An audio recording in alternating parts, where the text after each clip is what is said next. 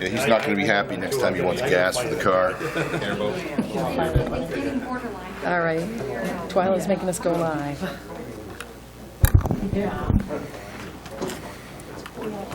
Thank you, Twyla. Thank you.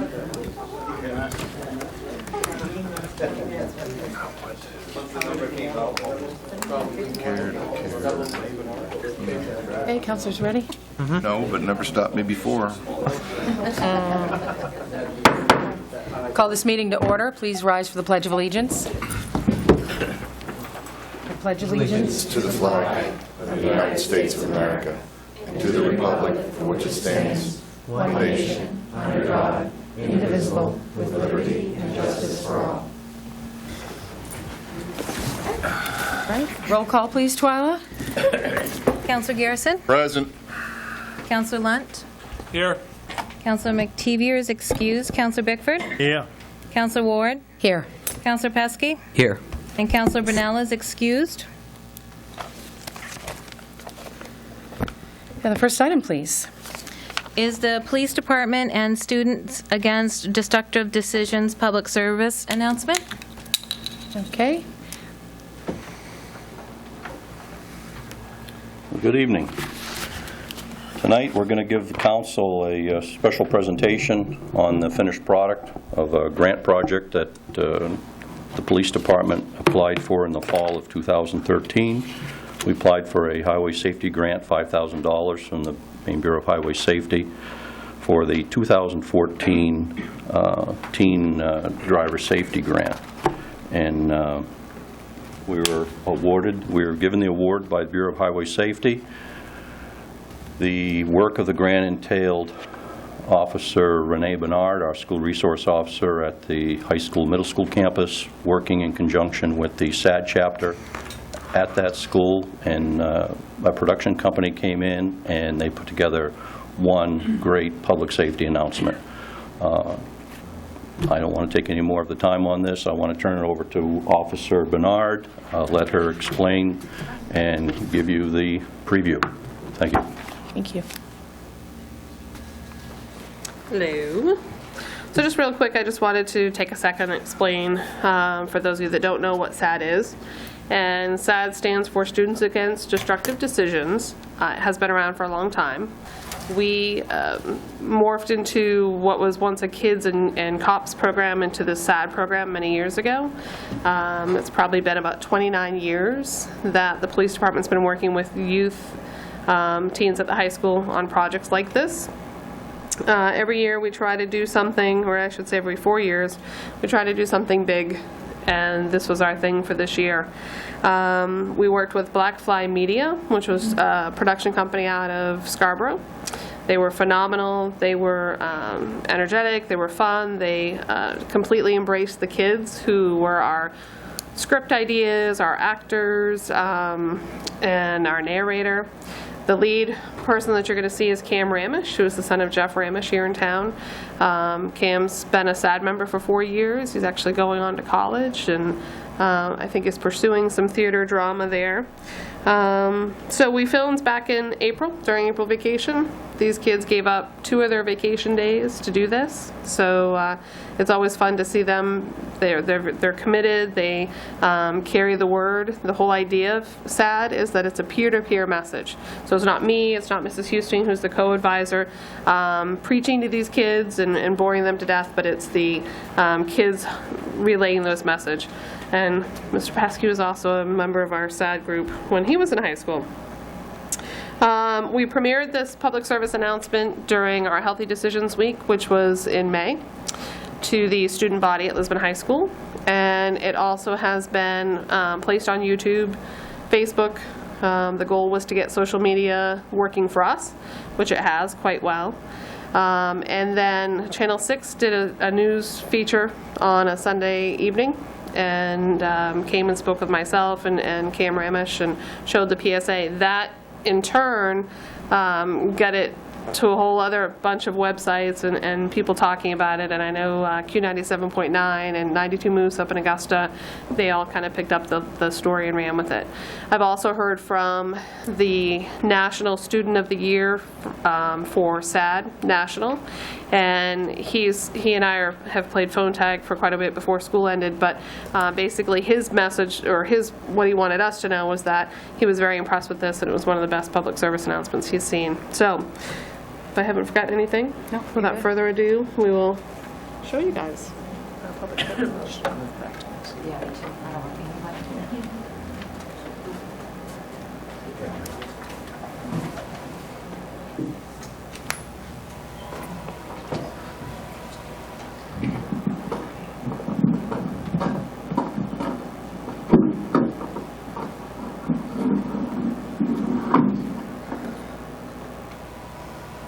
I'm about to make the worst decision of my life.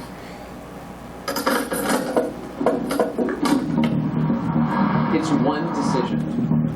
A decision that is going to destroy so many lives. You see that girl? Her name is Sam. She's 8 years old. She loves soccer, friendship bracelets, and her mom. But she won't make it home today.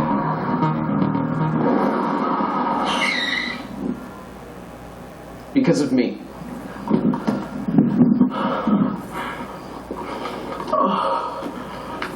Oh my God. Oh my God. She won't graduate with her friends. She'll never be a teacher. Her parents will never watch her walk down the aisle on her wedding day.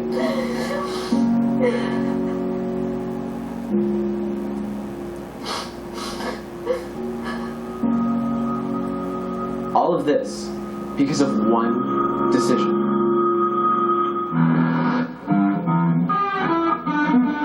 When you're a student, an athlete, with friends, you're at the top of your game. You think a drink or two won't matter, and you decide, you're good.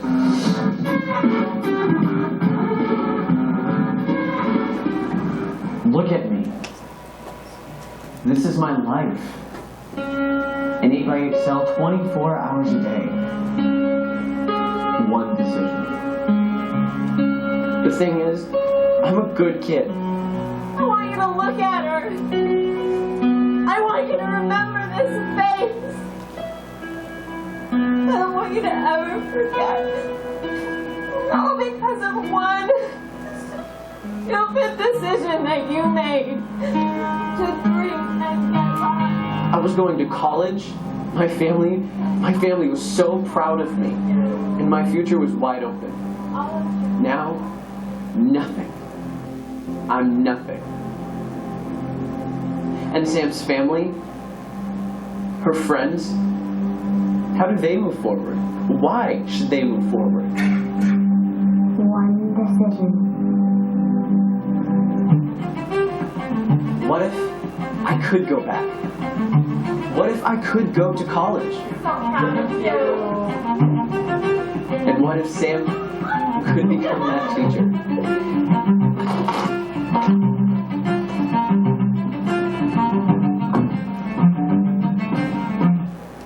One decision. What would you do?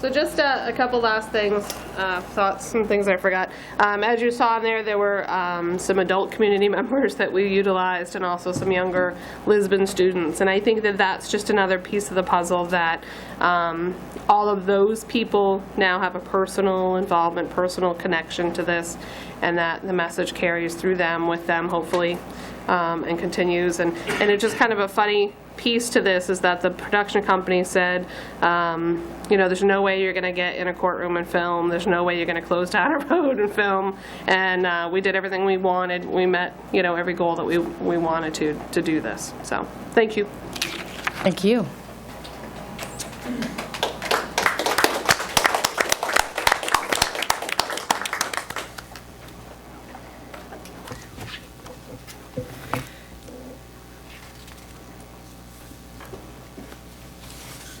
That was the only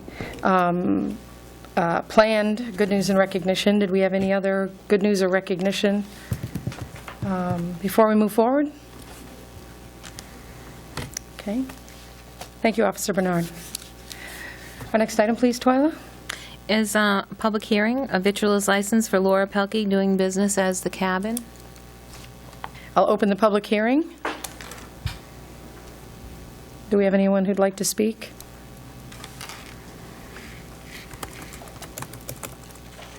Okay, we'll close this hearing.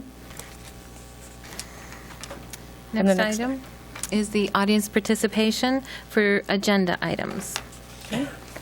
Anyone who'd like to speak on any items on the agenda? Please use the lectern. State Okay. your name and address for the record. Larry Fillmore from Lisbon. That was pretty powerful. It was very well done. I want to talk about the budget.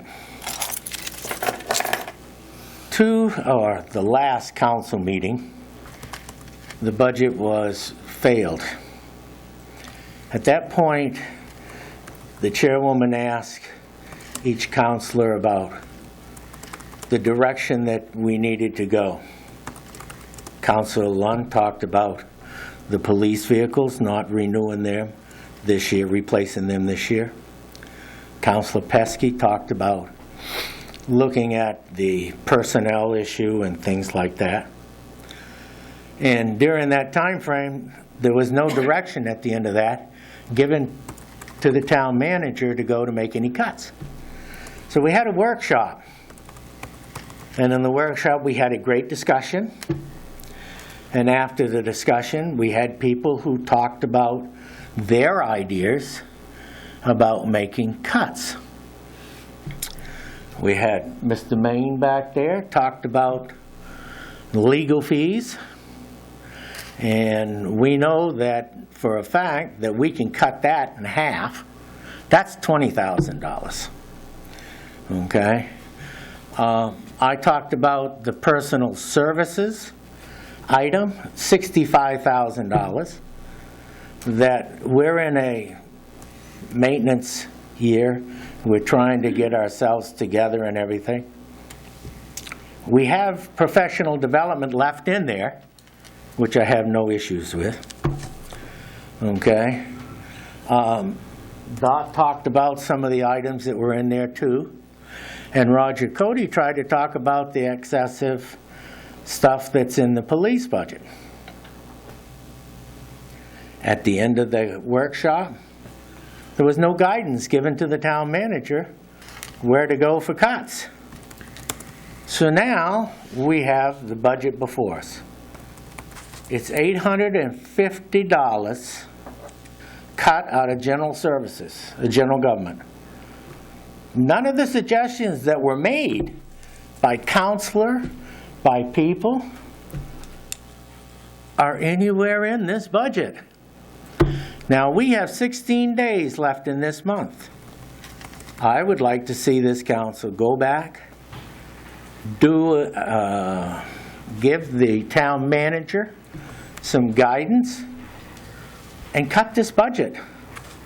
I know that we can cut this by at least a half a mill rate to a mill rate.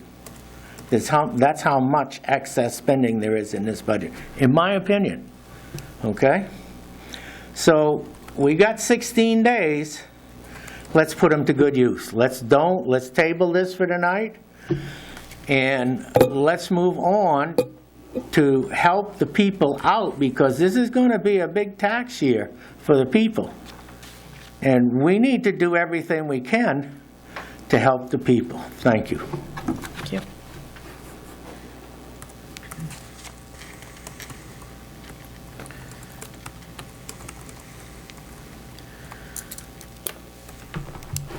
Good evening. Richard Main from Lisbon Falls. At the end of your workshop last week, you graciously permitted me to speak about the high legal fees and the number of individuals who were able to directly access the town attorney. Thank you for thinking about and considering a change in policy. The matter before us, and there's two of them that I would like to speak to tonight.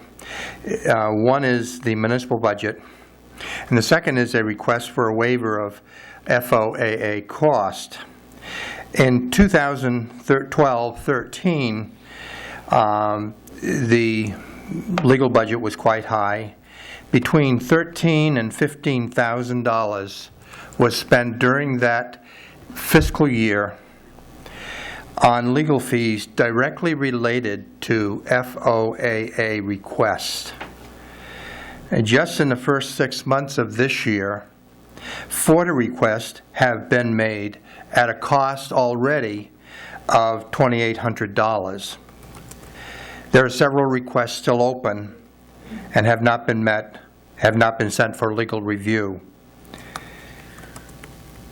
Consider the 40-plus hours already expended by town department heads, because they're the ones that are going to have to do the emails and et cetera, expended by department heads to fill the numerous requests in the past 6 months. Why send for legal review? The Freedom of Access Act has over 300 legal exceptions to the rule. In other words, there are 300 reasons why certain information cannot or should not be provided to an individual requesting that information. A mistake by not doing that can expose the town to financial liability, which could dwarf the cost of legal review. I would urge you not to waive any fees. In fact, I encourage you to develop an ordinance to codify a process. Public access officer might be the person that is best qualified to do that. As you vote, consider a request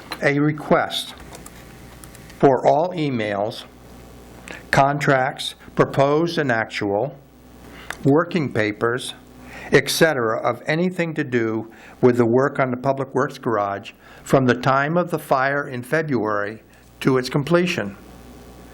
And the only cost for time is $15 after the first hour.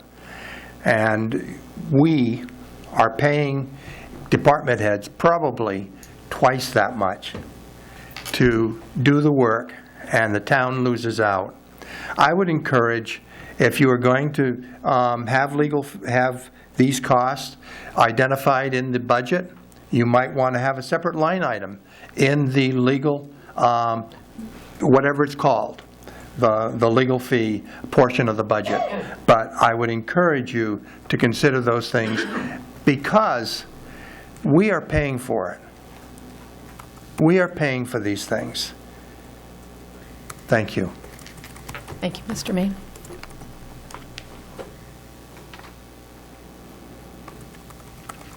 Mr. LaRochelle?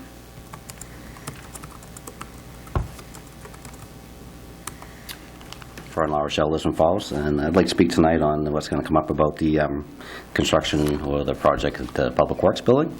I just want to commend a few people. First of all, Roger Bickford for taking this on, because it was quite something that's been going on for quite some time, and a couple of department people in town. Dennis actually has been working quite hard on it, and so hasn't Ryan.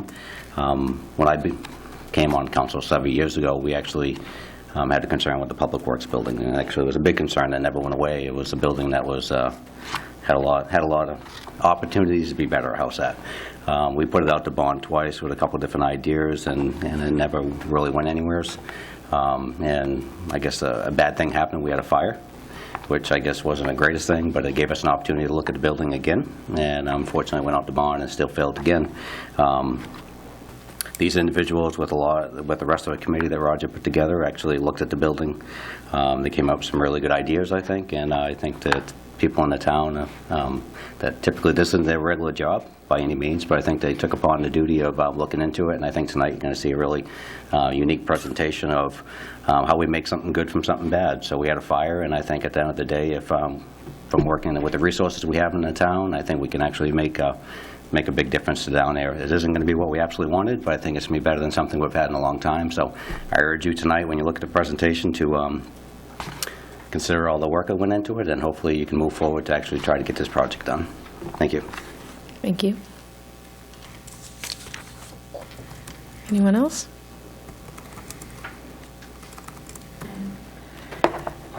Dr. Fitzgerald, Lisbon Falls. There have been numerous budget workshops beginning in January, February. The council charged department heads to come up with $35,000 in savings. That's not even a drop in the bucket. And then at a previous council meeting, the council voted an increase in $30,000 for the river trail to build a sidewalk. $5,000, and then I've heard from Roger Bickford that the extended warranty for the truck was really, really necessary, but that doesn't alter the fact that you reduced the budget by $35,000 and then increased it by $35,000. So you've gone nowhere. At the previous council meeting, there was a budget, and this almost exact budget is for approval for the town council to approve again tonight. The budget meetings, all of these meetings, to me, were a waste of time and a disservice to the council members and to the taxpayers of the town of Lisbon. You can do better for us. Thank you. Is there anybody else who'd like to speak? Okay, seeing no one. Next item, please, Twyla. Audience participation response. Okay. Mr. Fillmore and, well, just everyone, I would like to thank you for offering your opinions. Quite a bit of what we heard this evening for participation was offering opinions, and we appreciate that people have the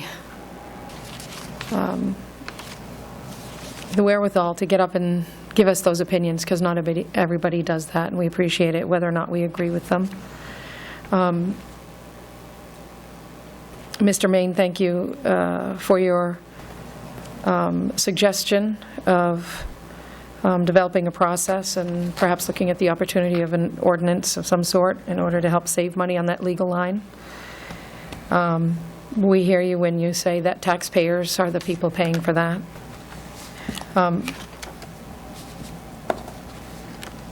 Mr. LaRochelle is only one of the people who's thankful to those who worked very hard with Roger Bickford and Dennis and Ryan to really get things moving, and especially thank you, Roger, for offering us the idea of having a committee that could really get things done, not just quickly, but in a straightforward fashion and in a practical manner, and we appreciate that. I appreciate, Mrs. Fitzgerald, your input and your opinion about the budget workshops, and although we disagree on some of those points, we do appreciate your input. Thank you. And we'll move on to the next item, please. Is the consent agenda. Any counselor wishing to have an item removed may do so now. Seeing none. Order 2014-126 to approve a victuals license for Laura Pelkey, doing business as The Cabin, the minutes of July 1 and July 8th, and a catering permit for the Slovak Catholic Association. Make a motion to accept. Do we have a second? I'll second it. All those in favor? Order passed, 5-0. The next item, please. Under Council Orders, Ordinances, and Resolutions, Resolution 2014-127 for the 2014-2015 municipal budgets. For General Government, Department 01, line 5100 for Personnel Services, $1,732,535. Line 5200 for Contractual Services, $619,300. Line 5300 for Repairs and Maintenance and Operating Supplies, $78,750. Line 5400 for Capital Purchases, $64,348. Line 5500 for Lease Purchases, $15,237, for a total for the general government budget of $2,510,170. Thank you, Twyla. We have 5 sections to vote on: the general government, public safety, public works, public services, general assistance, and the county tax and debt service. This will be roll call votes for each one of these. Do I understand correctly, Twyla, if there's a counselor who wishes to move that we vote on all 5 sections at once, we may do so? Yes. Okay. I make that motion. Is there a second to that motion to vote on all 5 portions at the same time? I'll second that. Thank you. All those in favor? 1, 2, 3 yeses, is that what I see? 3 in favor and And all those opposed? 2. And order fails. Thank you. So we'll go through one section at a time. If we find a section that fails, then we will stop moving forward and fail the budget as a whole. Is that correct? If you like. That's correct. I mean, if one of these sections fails, the budget fails. Is that correct? I believe it is. I mean, I think we clarified that last time. Okay. Is that clear with council also? Approve budget unless all. All 5 sections need to be approved in order for the budget to be approved. And if one fails, then let's just stop. That's what I'm, yeah. If we go through and one section fails, then we'll go back to budget considerations. Before we begin, I know it's obvious that we're missing 2 counselors today, and I just want to make sure that folks know that I was in touch with Counselor Mativer by text. He's been ill, and he's recuperating, and his absence is felt, and we're sorry that he's not able to be here. I also spoke with Counselor Brunel, who's also ill, and didn't cancel coming to this meeting until very late in the day today because he was going to try to come. So we appreciate that both counselors have been diligent in trying to make it to this meeting, knowing that it's extremely important, not only to council but to the public. We also spoke, when I was talking with Counselor Brunel, about the necessity of passing a budget. We know that we are under the gun, as it were, time-wise, because we know that if we do not pass a budget before August 1st, then the tax rate will be set according to the budget that we're following right now, which will raise the taxes more than any of us here on council are willing to accept. So let's move forward. We'll start at the top in general government. Okay. And that would be a motion for General Government Department 1 for $2,510,170. Do we have a motion? I make a motion to accept. Do we have a second? I'll second it. Vote for it. Would you like a roll call vote? We have to do a roll call vote. And a reminder, once again, that because this is a budget vote, regardless of the number of counselors here, we require 4 votes to pass each section and the budget as a whole. Twyla? Okay. Counselor Garrison? Yes. Counselor Lunt? No. Counselor McTevier is absent. Counselor Bickford. Yes. Counselor Ward. Yes. And Counselor Pesky. No. We're done. We're done. Could have done that as That a is whole. 3 yeas and 2 noes. To fail. Before we move forward, I'm going to ask once again, and this is the same question I've asked. I'm going to reiterate before I go forward that during our last workshop on this budget, my last question was, what will prevent any counselor from voting for this budget? I understand, Councilor Pesky, you weren't there, and you didn't have that opportunity, and we've talked. But other than that, there were no responses.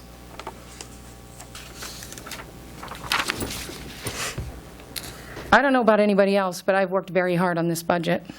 I know you have, Councilor Pesky, I know you have every single person on this council. We need to pass a budget. We can't just say no because it's not perfect. We can't just say no because it's not exactly the budget that we want to have.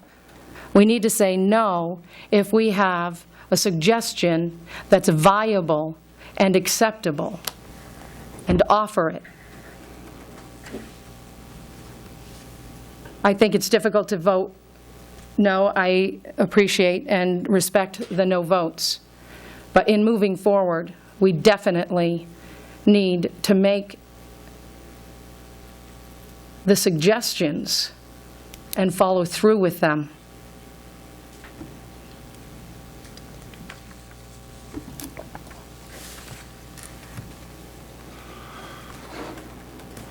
That's all I have to say about that. Let's talk about the next item, please, Twyla. Resolution 2014-128, or 2014-15 Economic Development Budget for Economic Development. Do you want to pass that one? Pass over that one as well, because it's a budget? Right, it doesn't pass if the All right. rest of the budget doesn't pass. So the next order would be Order 2014-129, the 2014-15 Sewer Department Budget.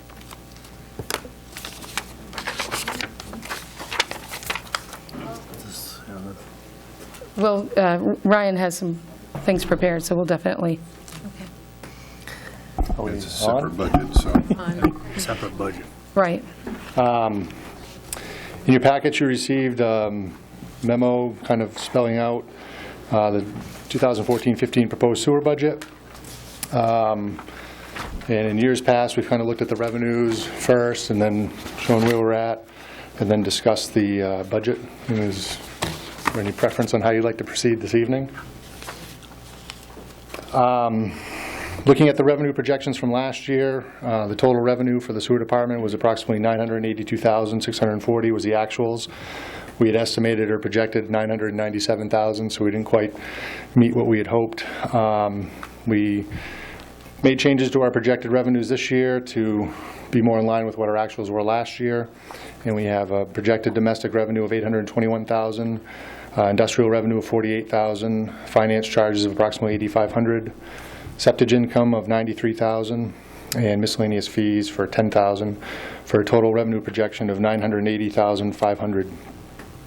We put together a budget that is has a bottom line of $960,883, which is about $20,000 below our projected revenues, and explained some of the reasons why through the budget. I'd be happy to go line by line if you'd like, or if you have any questions. I'm ready to vote 5 times. You're all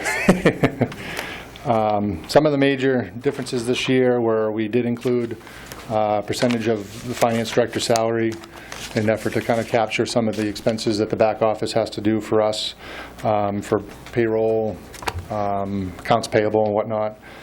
We did decrease our CCTV and cleaning line by about half, because we have the new sewer cleaning truck, which allows us to do the same work that we had to a lot of times hire out. So that would primarily be for a cammering inspection, internal inspection of our sewer lines as needed.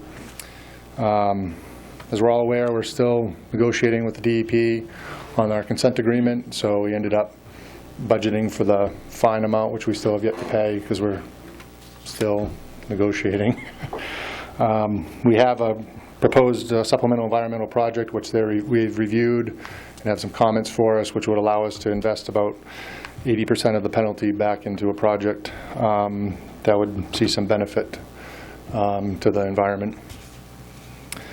Professional services line, the only real change there is we did budget some additional funds for study as requested by Councilor Bickford with the water department.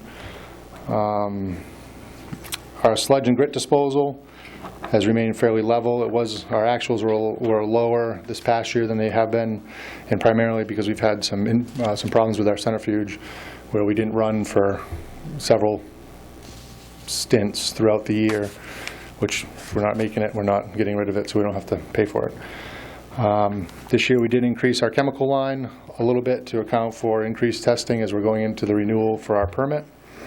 And then we budgeted approximately $30,000 for equipment and $30,000 for improvements to the treatment plant. One of the big things I did want to discuss is last year we had a couple budget lines that we didn't end up spending the entire balance, so about $120,000 left over that we'd like to carry forward and put into the sewer line, which is the 5445 line. We did not budget any money in that line because we wanted to do a carry forward instead, which would allow us to keep the sewer budget lower this year, and that would allow us to do a comprehensive sewer system evaluation and develop an asset management program for the department. Our last comprehensive evaluation was done in the early 2000s, and that's pretty much put us on track for all the improvements that we made over the last 10 or 15 years, and it's really time for us to renew. And that was one of the things that the DEP kind of harped on us a little bit, that we didn't, we'd had that plan, we'd kind of fulfilled those obligations, and now it was time to keep planning forward. So with that in mind, my request is for the approval of a budget with a bottom line of $960,883, to carry forward $120,000 to be used in the 20-100-5445 line, and to set the sewer rate at $5.35 per 100 cubic feet, which is what the current rate is at this point. This will allow us to maintain the services that we've developed and keep our sewer rates flat, and actually put a little bit into the undesignated surplus to help be where we need to be as far as that's concerned.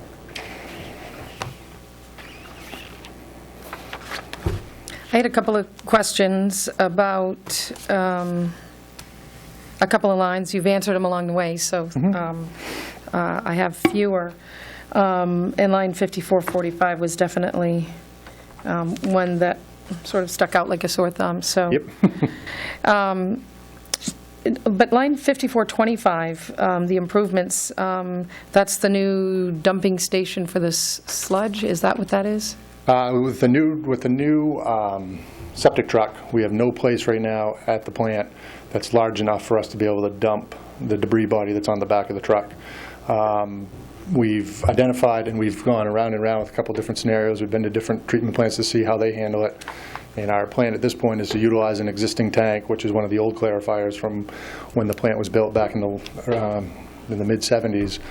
And we need to pour a concrete wall within that existing tank to allow for an area to basically contain the debris, and then it'll have to be, on an annual basis, we'll have to have someone come in, suck that out, and haul it away, because we really don't want to truck it to Pat Jackson, which is Augusta, Belgrade. So that would be even further. It'd be up Hawk Ridge, which is in Norwalk. So there's some groundwork we need to do, concrete work, and so on. That's right at the treatment plant facility itself. Okay.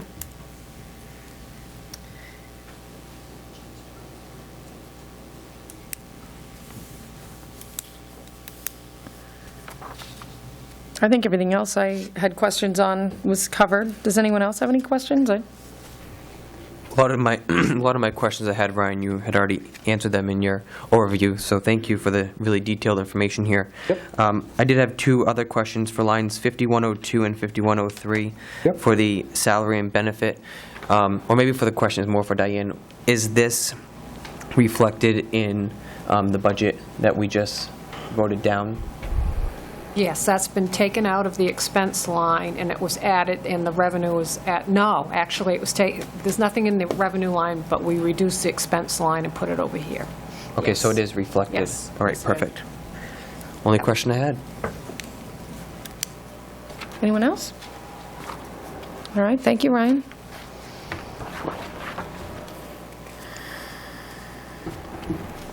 Did you have anything else on that? I think we're still working on the SCP for, I'm sorry. I don't purposely wait till you're already sitting down. Yes, she does. I'll just wait till you vote. Yes, we received, and all the correspondence has been going through Roger Terrio's office at this point. So it's Roger received comments, he'd given them to us. We're working on them right now and developing some responses for the DEP. And then once we have that proposal finalized, we'll send it back through the channel. Hopefully they'll approve it, and then we can move forward. Is it against the rules to give us a hint? On what they'll do? Yes. No, about what the project is. We were looking at doing a watershed management plan for the urban impaired stream that we have in town, which is I've heard it called a couple different things, unnamed stream, and I also heard it called Alder Brook, but when I called it Alder Brook, everybody said, do you mean the unnamed stream? So I don't know what to call it. But the area through, for those that are familiar, Wentworth Gully, basically between Route 9 and 196 intersection by Extramart in the Bowden Street, Big Apple area, that little gully area, there's a big stream, decent stream that runs through there, and that's been on DEP's list as an urban impaired stream. And there were recommendations in one of their documents that they developed, and we kind of took those recommendations and put them into a plan, and it didn't meet the specific title of a plan that we had proposed, so we had to make some changes to that, and they wanted more detailed information on the budget, which we're working on right now as well. So it would allow us to try to determine where some of the pollutants may be coming from getting to that stream, and then how we can address that. Right, thank you. I'm not going to let you sit down until it looks like everybody's done. I'm done. Okay. Go ahead, try. Let me make a Thank motion. you, Ryan. Let me make a motion. Absolutely. I'll make a motion to pass the 2014-2015 sewer budget for $960,883, plus a $120,000 transfer from budget 2013-2014, lines 20-100-4510 and 20-100-4550. 5445. Both full. Do we have a I'll second second? that. Okay. Is this a roll call vote also, Twyla? It can be if you like, it doesn't have to be. Yeah, let's do it. Okay. Counsel Garrison? Yes. Counselor Ward? Yes. Counselor Pesky? Yes. Counselor Bickford? Yes. Counselor Lunt? Yes. 5 yeas, 0 nays, order passed. Thank you.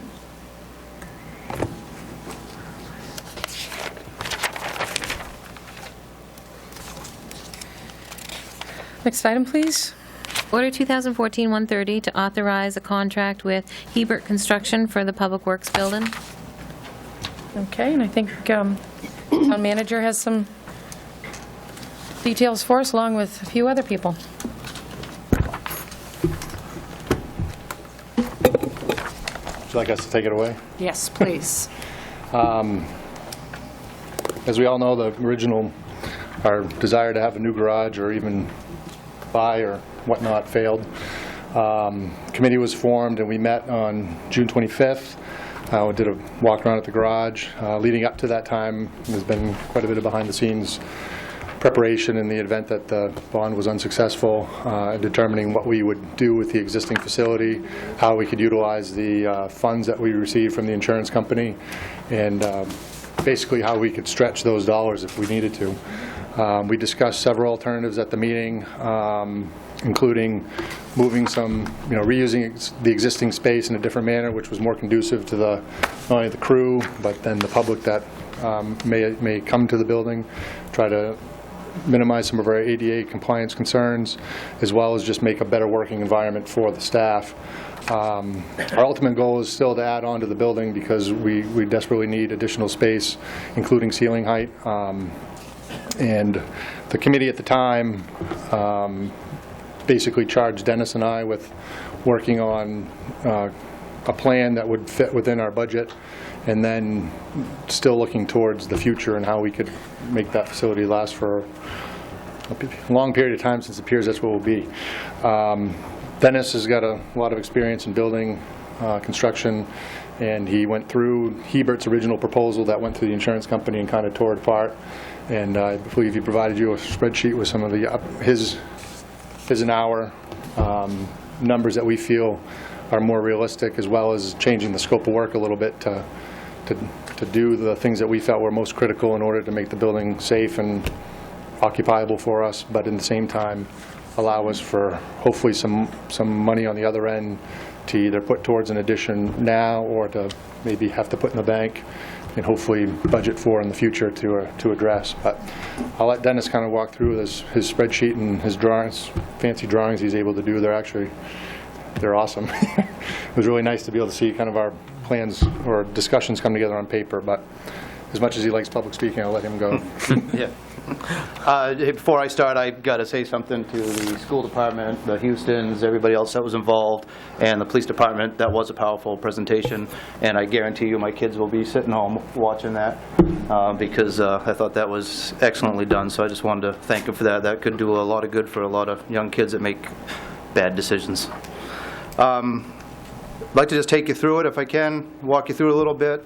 For any members of the public, I had about a dozen copies of plans, if anybody can share. There's more than I expected. But I'll just walk you through the actual blueprints first. Again, this is, I call it sketch drawings. They're not meant to be completely accurate, but a lot of time was spent down there with measurements and trying to work within the existing footprint of what's already there. Some of the building has concrete block walls instead of interior partitions. Obviously much more expensive to be knocking those walls out, moving them, things like that. So tried to work with the stuff the way it is, the best as possible, but also trying to take care of some of the needs that would improve that facility. And quite frankly, if they can get the addition added to it at some point, will probably serve as more of a long-term than a short-term, with the ability to actually expand further down the road.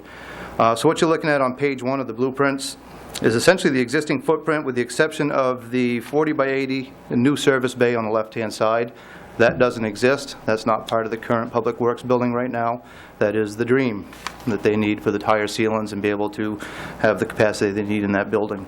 So the rest of the building is pretty representative of what you actually have there in place now, with some remodeling work on the inside. Again, working with a lot of the existing stuff to try to keep the cost to a minimum. One of the things I think is a priority right now is getting them back in the back bays, the ones that are labeled service bays, the oil room, tool crib, and mechanics area. If we can get them operating out of there, we've been talking with Hebert Construction. If they're the contractor that does the work, they could they could remodel the front half while Public Works is working in the back half, and we can get them out of Longchamps and save additional money not renting that space. So that's one of the first priorities we're working on. The existing Plan 1 is the main floor building, the first floor. If you'll notice, when you come into the front door, which is the existing door now, we will close off what is an open staircase now. We will close that in. The staircase doesn't show on the plan because it would hide the stuff underneath it, so I left the stairs out. It just says stairs pointing up. I know it's small, but it's a big building, and you got to fit it on 11 by 17 paper, so you'll put your glasses on.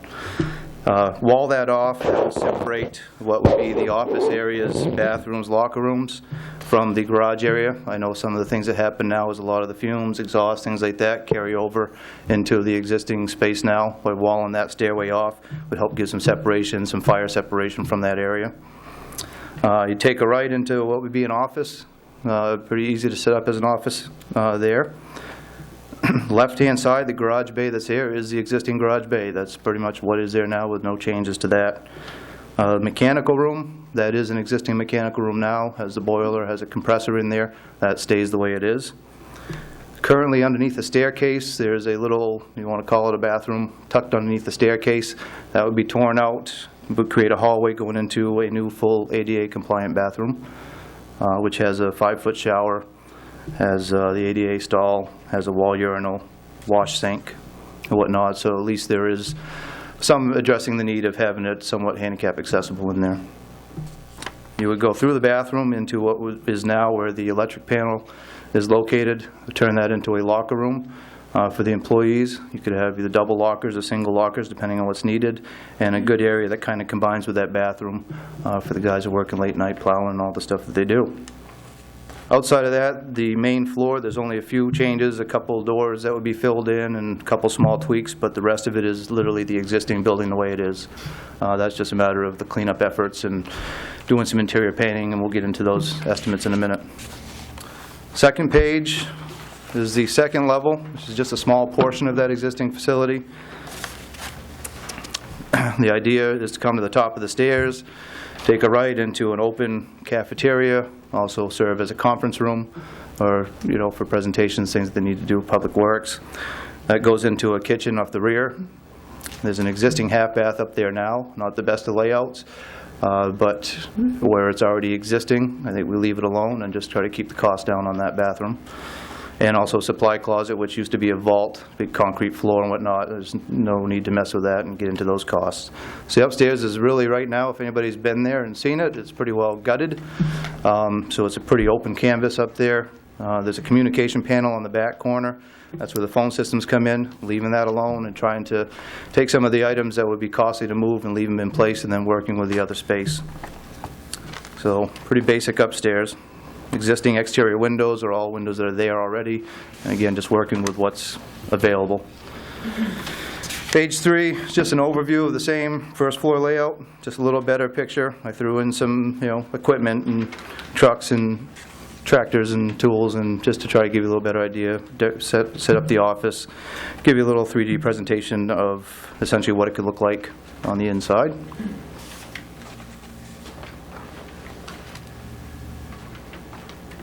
And again, the bay on the left is a 40 by 80 additional bay that doesn't exist on the building now. That is what we're hoping we can get to, which I'll explain in a minute. Page 4 is virtually the same thing, overviews and a couple perspective shots of the upstairs cafeteria, conference room, kitchen area, bathroom.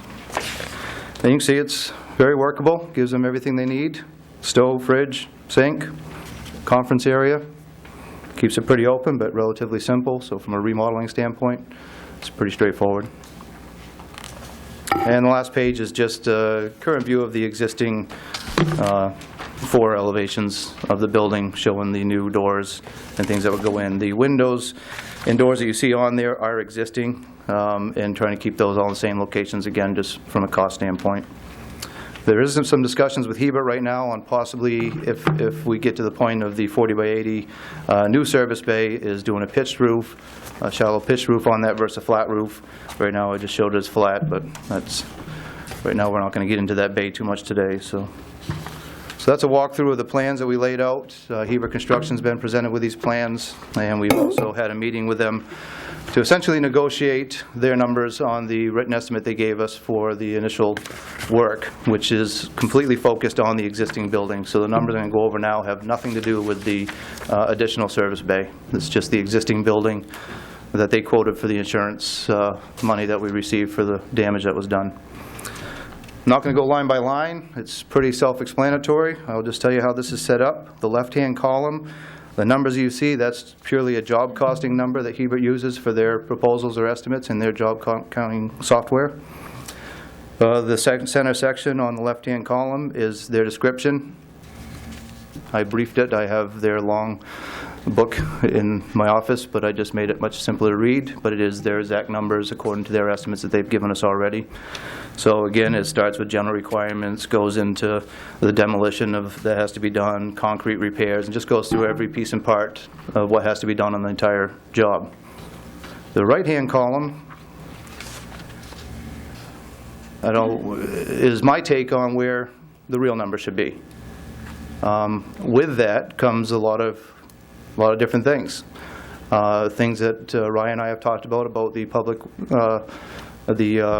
workers being able to do themselves versus Hebert doing it. A lot of the demolition, a lot of the interior painting, concrete ceiling, the floors, things that are relatively simple work that we have a labor force here that we could lean on to do that work. So some of the reductions in numbers you're going to see are taking into account things that we look through that we could do pretty easily on the job and not have to hire that out through another contractor. Outside of that, I went through the scope of work. We took some things out, reduced the scope of work by hours that they had. They give the spreadsheet of how many hours it takes to do certain parts. We reduce the scope. I make those adjustments. And just going through, based on some of the experience I've had in light commercial construction, and challenging some of the numbers. So I brought my spreadsheet to them. We sat down with the plans, laid out my spreadsheet, and said, okay, this is where we need to be. They understand the situation and whatnot, and they're working hard. I was hoping to have their number today. They were supposed to have it today. They haven't got it finished yet. They are working hard on it. We expect to have it soon. But the hour-and-a-half meeting that we had the other day, when I left there, they left me pretty confident that my numbers were right there. So I want you to know this is a draft. This isn't hard numbers by any way, so if it shows up on any media source, it shows up somewhere else, these, I come from telling people, oh, just give me a ballpark, you do, and then to them, that's gospel after that. That's not what this is. This is a draft. This is still working hard on it, but there's a lot of work behind it. It wasn't just, pulled out of thin air. So you go through all the categories, and the real thing is we get to the end.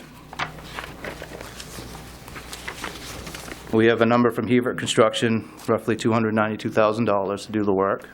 Again, that's not the 40 by 80 bay, that's all the remodeling, painting the exterior of the existing Public Works building, doing a lot of cleanup and getting to where it needs to be. My number comes in at $195, $411, roughly $96,000, $97,000 savings. And that's what we're negotiating with them on right now. They're looking at my numbers, seeing if they can get there, right? Again, that's not factoring in, and that's a department for Ryan, Public Works time. How that factors in, that's not taking into account anything that I saw Public Works I feel can do is a zero number on our end. So how you factor that in is not taken into my spreadsheet. So roughly, if we can come out about $100,000 better or $75,000 better, the idea is to set that aside and put that towards the new 40 by 80 service bay that they desperately need. So. Thank you, Dennis. That's what I got. Any questions? On 1720, Excuse me? front page 1720, On page 1720. or line 1720, towards the bottom. You've got no adjustment, but you reduced the amount. I'm assuming that's just,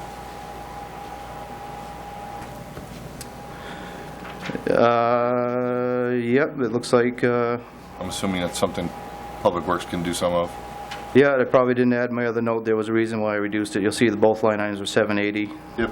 I'll have to go back and check my hard copy and see if I missed the line item on that. Like you said, it's ballpark. Yep, yep. Well, there's $300-400. It all adds up. A lot of these items are $100, $400, but by the time you get down through the whole list, you're sitting on, $80,000, $90,000. So. No complaint, just thought I'd mention that. Oh, it was a good one. So in the end, though, where we have those zero lines because we can have Public Works do it, I mean, are we putting zeros there because those guys are being paid to do something and that's going to be the something that they're doing? That's our recommendation. I mean, they're under salary, pretty much. I mean, guaranteed 40 hours of work. This would be, but if they're working on this, it means something else won't be getting done. I mean, it's the thing that everybody needs to be aware of. So it's, I mean, not that we're going to not do everything we need to do from an infrastructure standpoint, but this is going to be our biggest focus at this point, if this is the direction we go. And quite frankly, I think it's the most reasonable approach. The guys have already been briefed that this is the proposal, that as a committee and then as us working through the numbers, that's the approach we wanted to take. Is it possible to get an estimate on how much it would be for the town employees for their time? Yeah, I can I can come up with that. I can tell you, I mean, based on the guys that are working, how many dollars an hour it is. I mean, I can break that out for you, and we can just go through and figure out. Just be labor hours, figuring Yeah. out labor hours and putting a number to it. What are we looking at for a time frame? I'm sorry. The original project, the original time frame from Hebert, 12 weeks. 12 weeks, 3 I got months. it down to 8 weeks. 8 to 12 My numbers are based on weeks. 8 weeks. Their original proposal was 12 weeks. Okay. So would we be finished with Longchamps? Want me to dive into this? Yeah, might as Okay. well. It's our understanding, after Diane and I have discussed with the insurance company, our rental comes to an end the end of July. We'll be, the guys have been informed that we need to be relocated from Longchamps by the end of July to these back service bays that we've talked about. I did talk to Longchamps today to see if there's going to be some leeway on their end if we carry over, and I got the impression that won't be. These guys are so good to work with anyway that I don't think that's going to be a concern at this point. There really isn't a lot for us to move back over. The biggest concern is going to be preparing that space for them to be, I mean, once we move them back, we don't want to be shuffling things around so they're in and out. We've already got things lined up so we can have the lift dropped off this week. We've already had the painting company come and give us an estimate on what we're going to need and recommend the products based on the surfaces we need to cover. And it's essentially a clean, paint those back areas and get things relocated back in. Those areas, if you can see by the plans, we can basically shut off that back service bay, the two ones that are labeled service bay, from the rest of the building, and that area suffered very little damage other than smoke damage from the fire anyway, so it's minimal effort. We can get back in there. So we have about 2.5 weeks. Yes.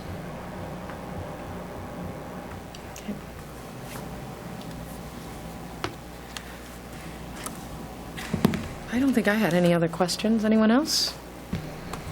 Do we need to put this out to bid?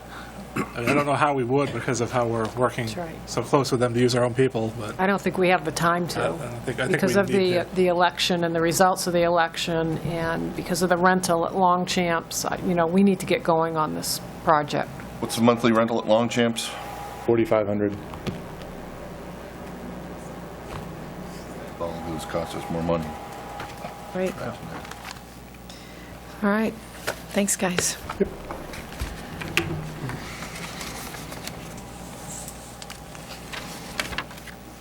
Do we need a motion to get these and vote to get these guys going?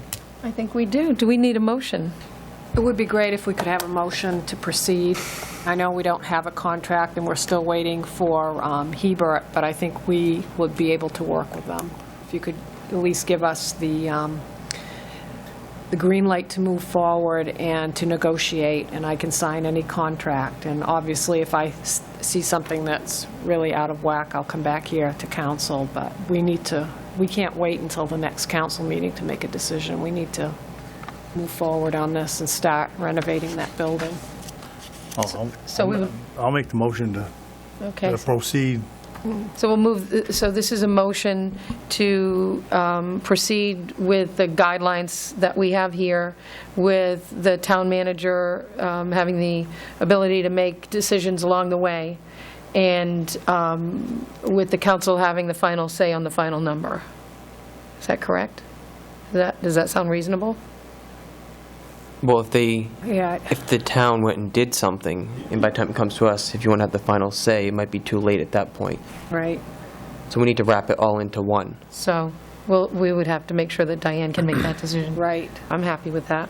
So with the motion, so I guess I'm a little confused on the motion. If we're going to have the town employees do the work, if the motion, is your motion to go with Hubert? Motion to go with Hebert, yeah. Yes. To go with this plan. But to go with the left column or the right column? It's the whole plan. Oh, the adjusted plan, the right column, you're right. The right You're column. Yeah. We'd still be hiring Hebert under that right column, and it's just we'd be Right, doing some of the work ourselves rather We'll than... be negotiating with him for the better price, with our guys doing a lot of the work. My only concern is with it not going out to bid. That's my only concern from our charter. I think does your charter allow for emergency work to be done? I mean, I Roger don't here. know that. It does. It does? Yeah. I'm not sure the charter addresses the issue of that. That would be a policy. Yeah, I think it's debate. purchasing In the policy. purchasing I don't think it's actually in policy, the yeah. charter. That would be a purchasing policy. I'm sure that, I don't have it in front of me, but there are Yeah. extenuating circumstances that obviously this would qualify for that would allow you to take this procedure. Thank you. Okay. Do you want me to reread the motion? Yes, please. Okay. Counselor Bickford made a motion to proceed with the contract with Hebert to negotiate and authorize the town manager to sign the contract after negotiations. Do we have any more discussion? It needs a second. It does need a I'll second. second that. Yeah.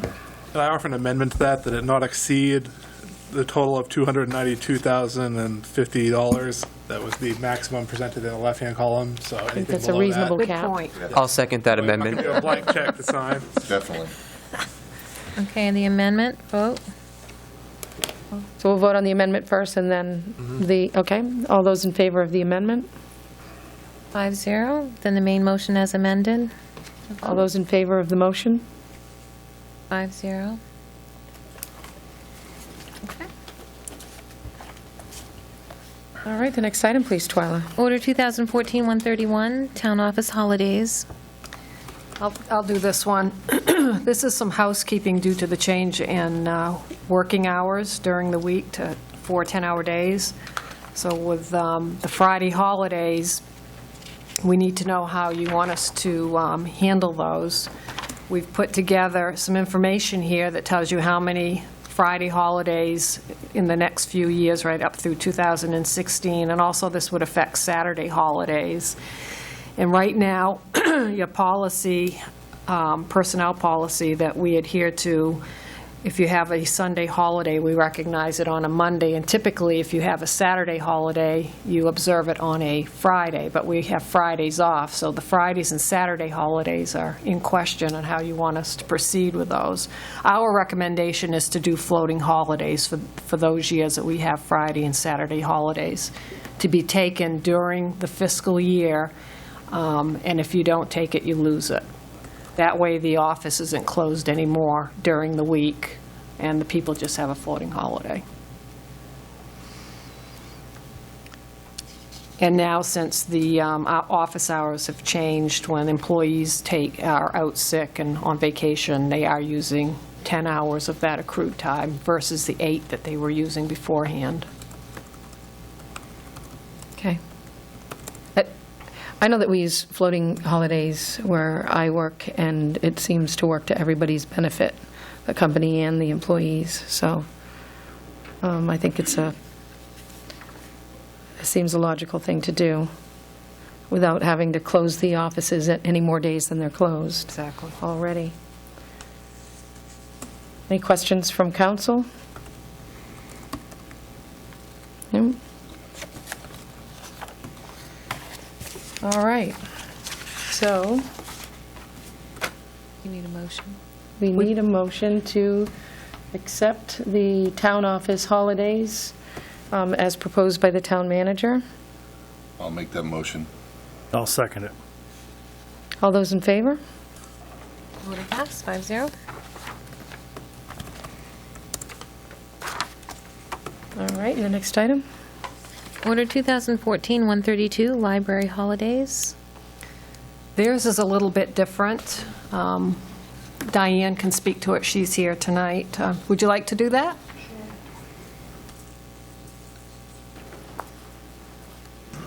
Thank you. I spoke with Jessica about this matter right before our new town manager came, and we thought we would follow suit depending on what was decided here, figuring we'd do floaters also. But Jessica informed me there are 8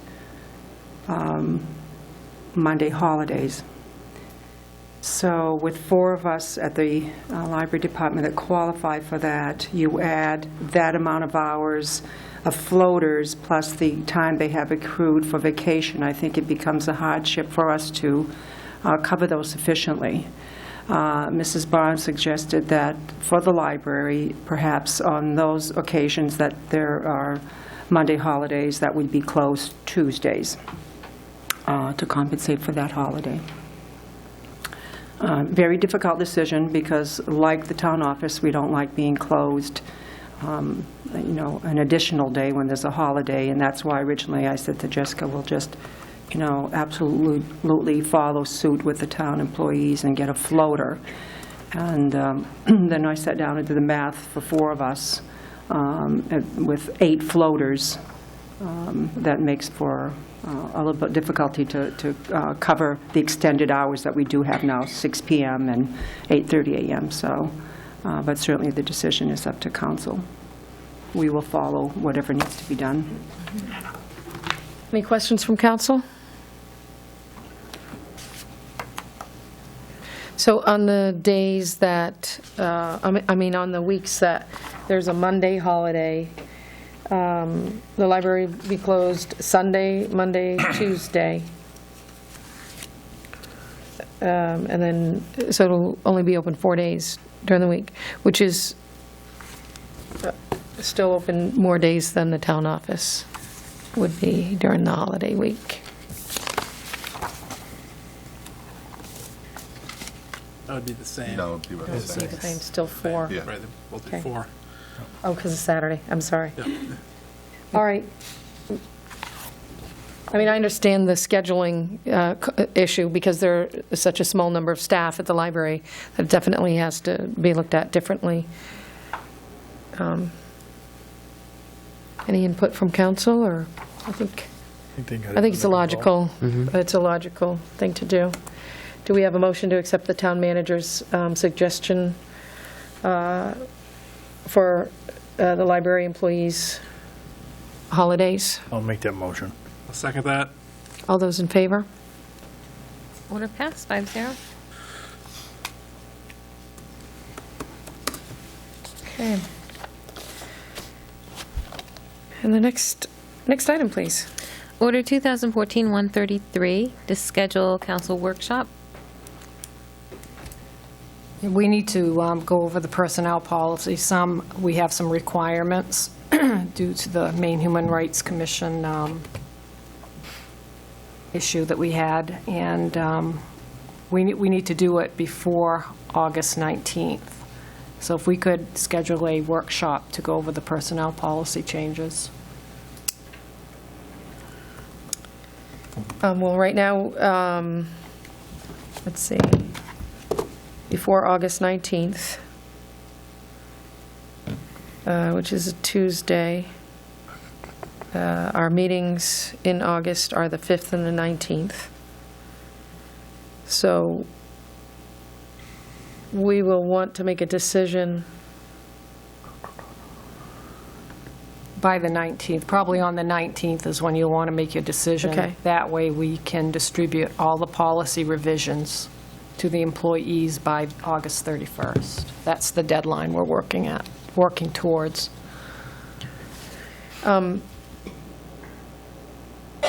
Just keeping in mind that we have, we're going to have to use the remainder of July to finish our budget. I think we should look at the first week in August. We could set a light agenda for the 5th, possibly, and then maybe have a workshop after that light agenda on the 5th. Diane, what kind of changes? Are you talking sweeping changes, a few changes? Some of them will be, yeah. Okay. I think you need significant Some will be time. housekeeping changes, Yeah. some will be a little more extensive. You could meet the 12th. It's the, Tuesday in between there. I don't know if people are free. How long do you think it would, do you have an hour, 3 hours, somewhere in between? 2 hours tops, probably. My only thought with the 12th would be is if we as a council wanted to change something, they'd give them short notice to be able to go back and do that and come back to us. Right. True. We might want to have an extra week there in case we need to come back.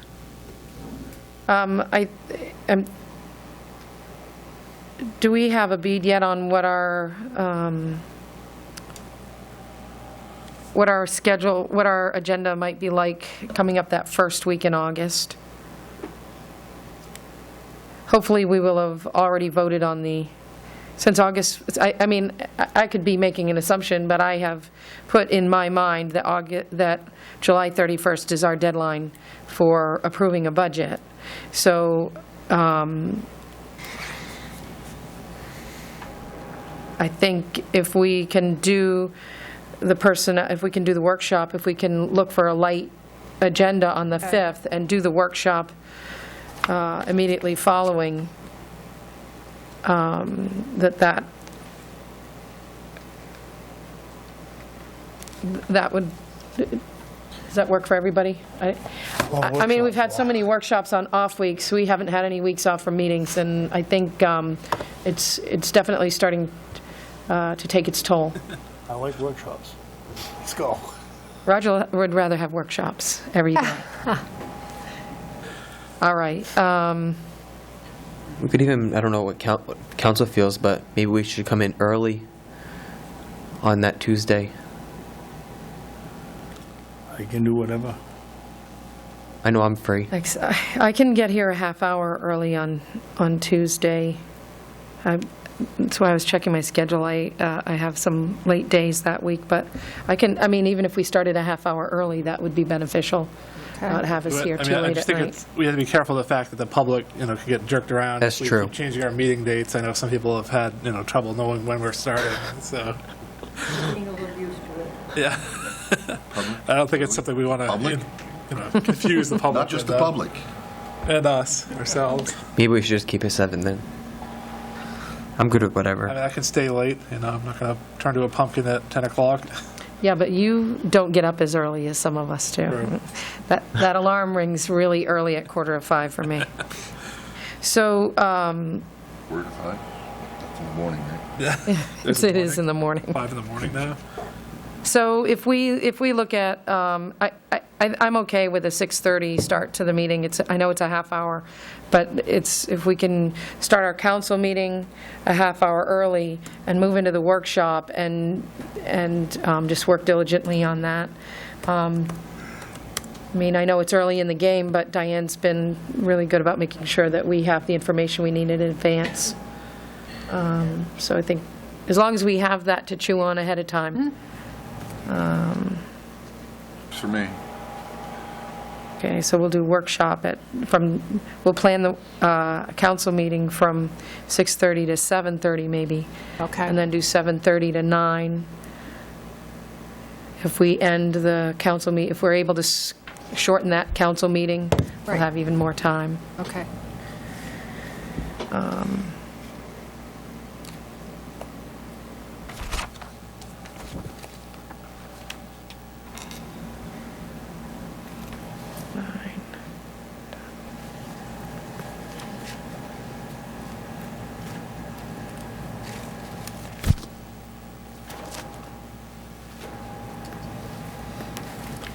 Okay, so the council unanimously agrees to set the next meeting at 6:30 for the workshop and begin the meeting after, or close around 7. I think so. When you're done, okay.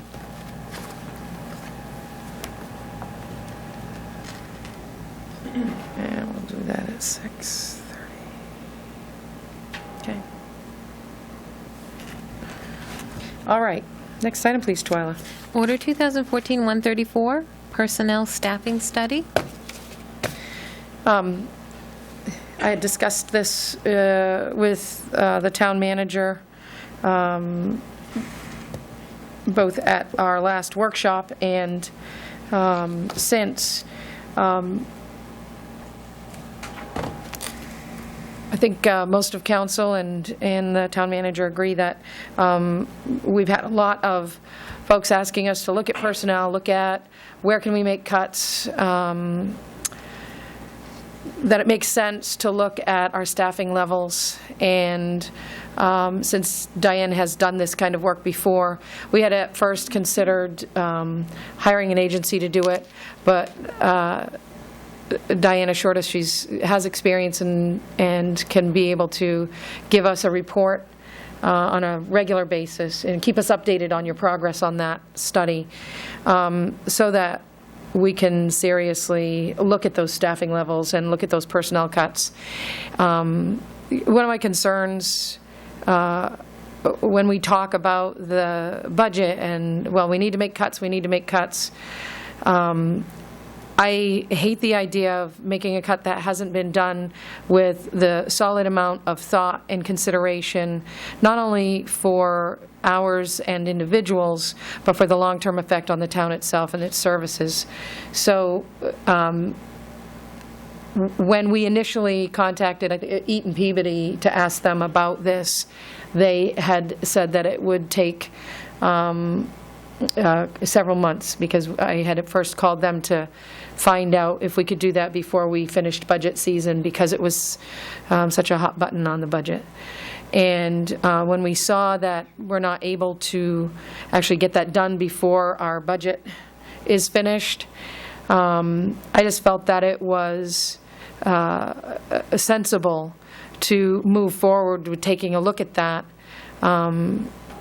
because the budget, whatever it looks like when it passes, is still not a perfect budget and still not a finished budget.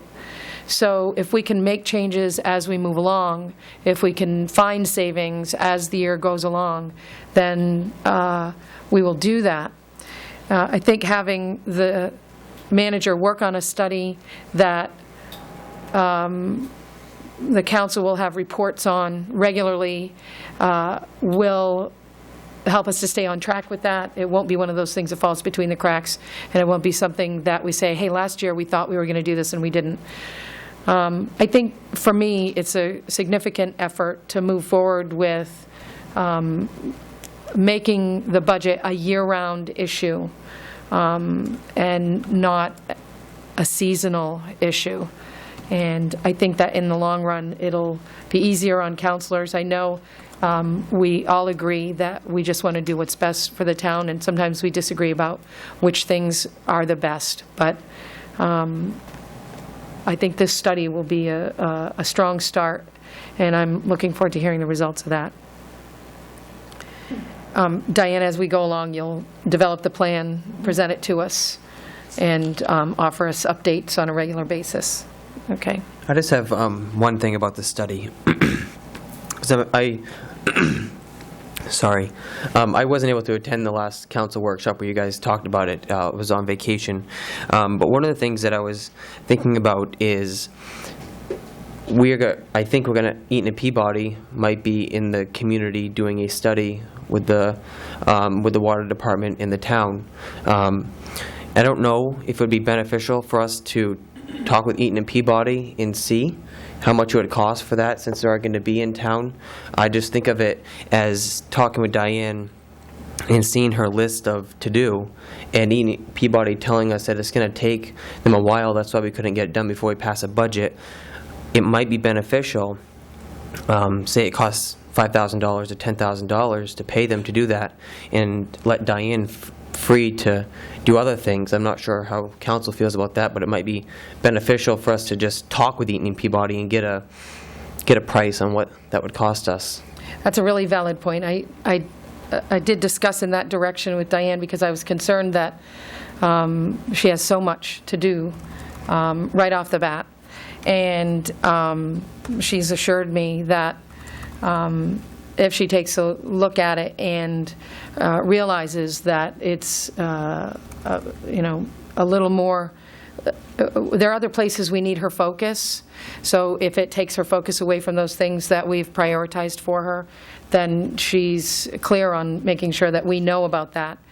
And I think I know that it's just a rough outline right now, but I think that that's part of the plan, is to make sure that the option, if we see that it needs to be looked into more deeply, that we look into that aspect. So I don't. And some departments are going to be easier than others.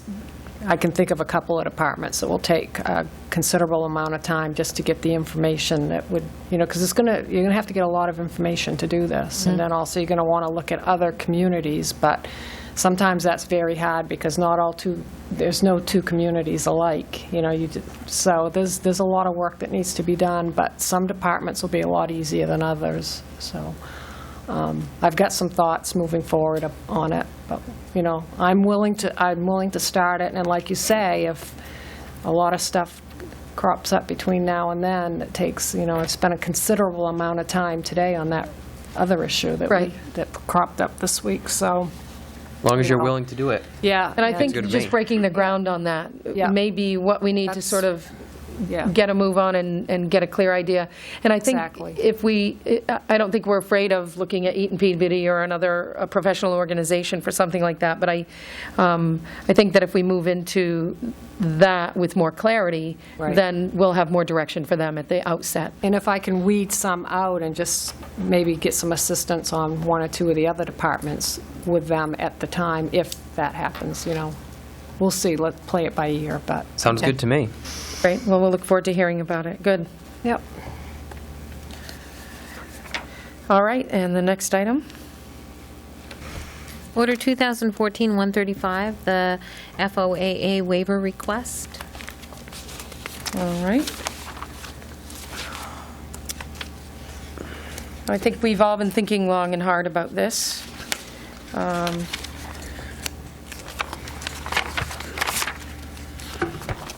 For those who are not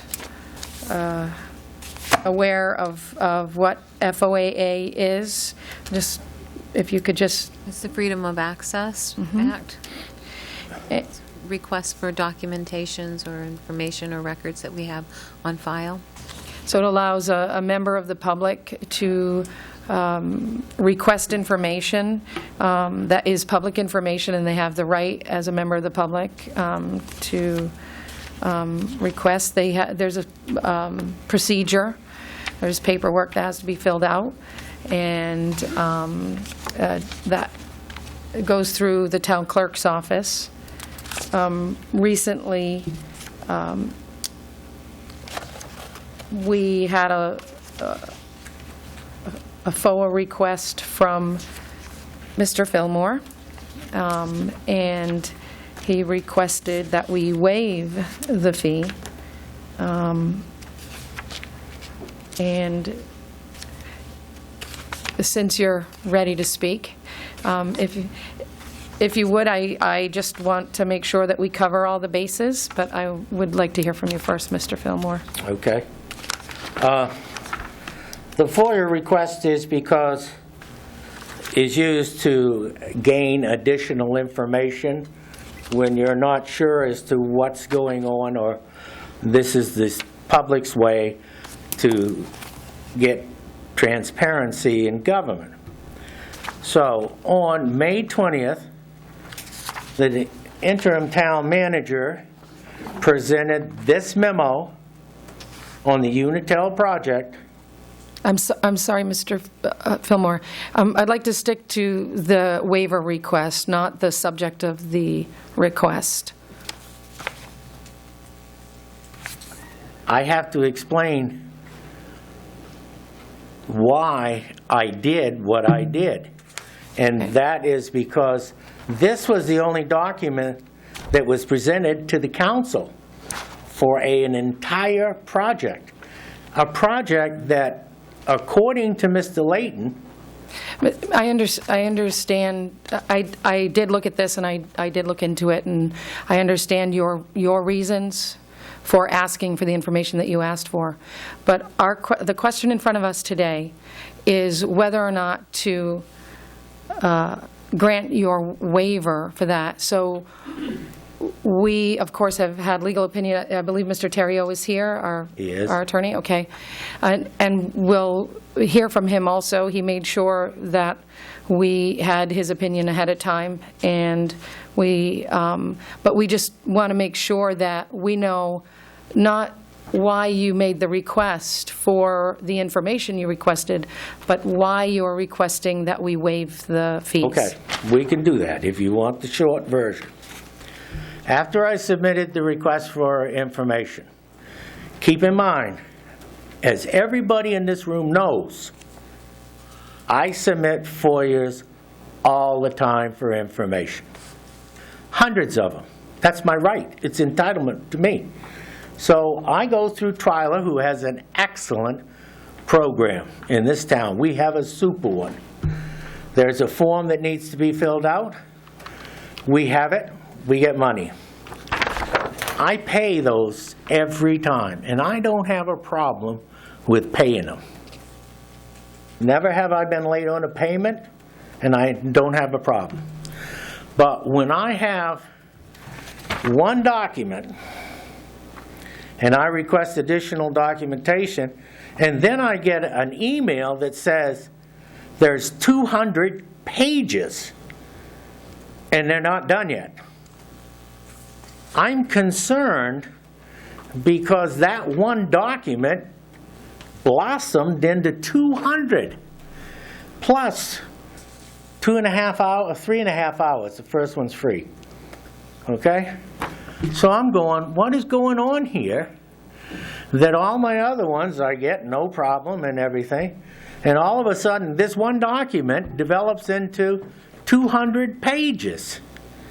Now, I can't imagine that that is, really happening. I think that's something that I don't want to get in with you tonight because we'll be here all night arguing it. The point is, I write for 2 websites. Now, Mr. Terrio in his legal review does not recognize the internet as a means to get information out to the people.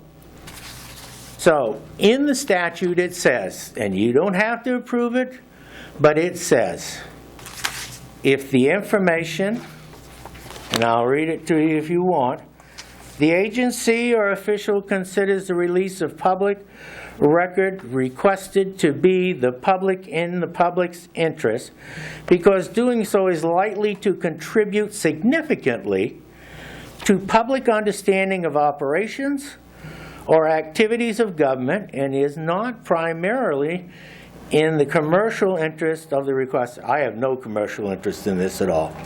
But I do recaps of all of our meetings. I do, and workshops. I get out all the information, documents that Twyler has provided to me. I have placed out there for the people to see. And I've tried to keep the people informed all the time for additional information. So under the statute, I qualify for a waiver. But you have the final say on yes or no. And I put this in because I meet the requirements of the law. And that's why I put it in. Okay, and that's the short version. Okay, so if you could give me the reason why you would like the fee waived. Because first of all, I think it's excessive, okay? And I could give you all kinds of examples that are crazy, like all documents for a project normally go in a file folder, and they're kept there. And they're either located in a filing cabinet when they're not in use, or on someone's desk when they're working them. That's a normal procedure. To have 3.5 hours to locate this folder or these documents, to me, there's something wrong. Now, I'll give you an example. Let's say that someone took a folder and took it home to work on at night. They left it in their car when they came in the morning. And this is the one I'm looking for. So the individual would go and he would look in the filing cabinet, wouldn't be there. Then he'd go to his desk and look around, it wouldn't be there. So then he'd search all over the building. It will take him 3 hours to search the building. And then he remembers, oh, it's in my car. So he goes out and gets it. Do I get charged 3 hours while he's looking for a folder? That's the point that I'm trying to make here, is that we've got so much. So you're asking us to waive your fee because you think that we're charging you a fee that shouldn't be charged? No. You're asking us to waive it because you think we're charging you for things that shouldn't have been Right. wasted. Okay?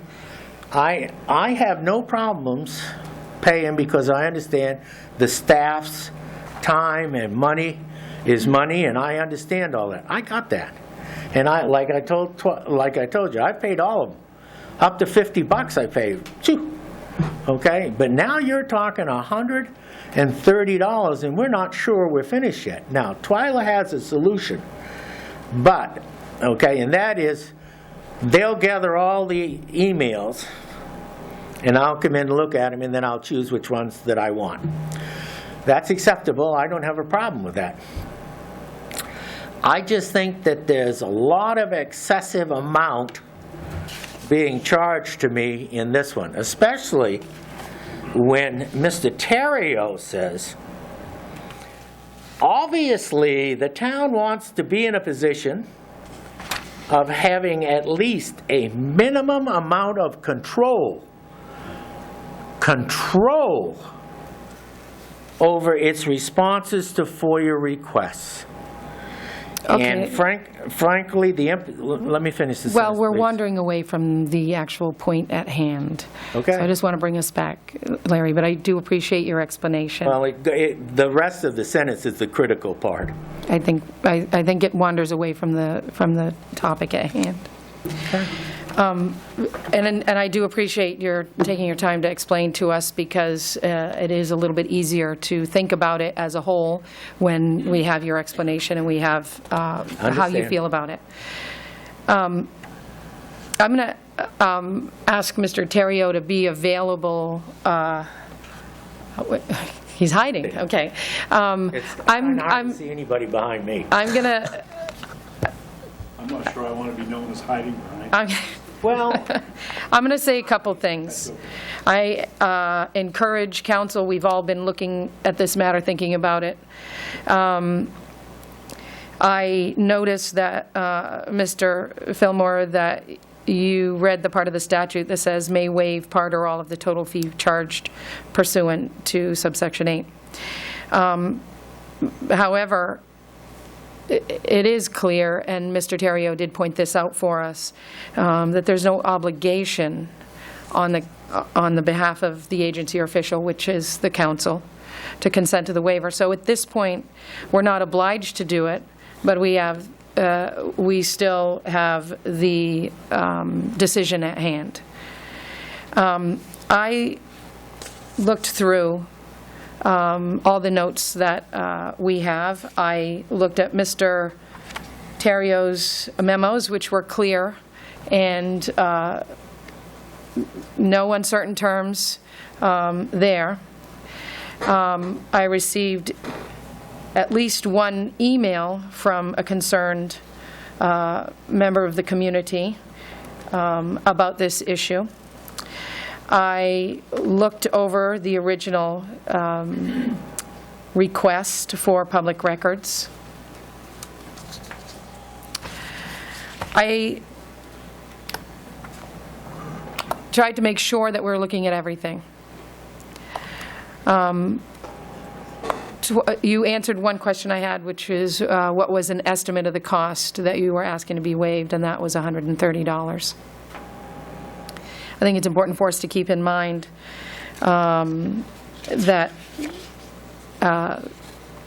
that's just one request. Another very important point that Mr. Terrio brought up for council is that this waiver, if council were to approve it, would create a precedent for waivers in the future. Something that we have to keep in mind is that all media, members of the media, have the news reporters, as it were, have the right to make requests and to ask for those freedom of information requests, to ask for those fees to be waived. For instance, if a news article is being put together that will help the community to understand why traffic is being rerouted while a road is being built. Okay, it's clear, it's succinct, they ask for information, they might want some other information to go with it, and so they ask for it, and they ask for it to be waived. So in that sense, it makes sense to me. In addition to that, we haven't seen any news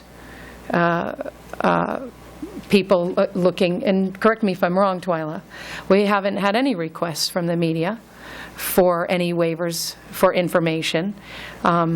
Just as Mrs. Fitzgerald has pointed out in previous meetings, when she's looking for certain information or making copies or doing something, she's happy to pay the fee.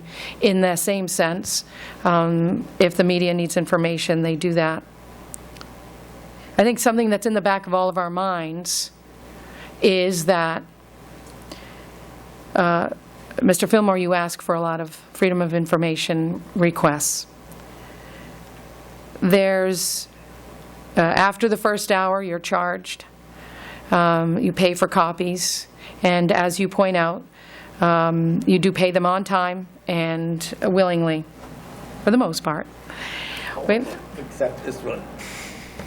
I think the question that we have to ask ourselves is how much time do the taxpayers pay for those requests? If we ballpark the past 6 months to 40 requests, and that first hour of your request is uncharged time, then that means 40 hours of work by town employees was paid for by the taxpayers to look for your information. I think that when we think about things like that, it's in the back of our mind. We have to keep it in mind. We not only conferred with our own attorney, we checked with Maine Municipal Association. MMA was in complete agreement with Mr. Terrio. According to the Attorney General's office, no explanation is required if we choose not to waive the fee. I understand that.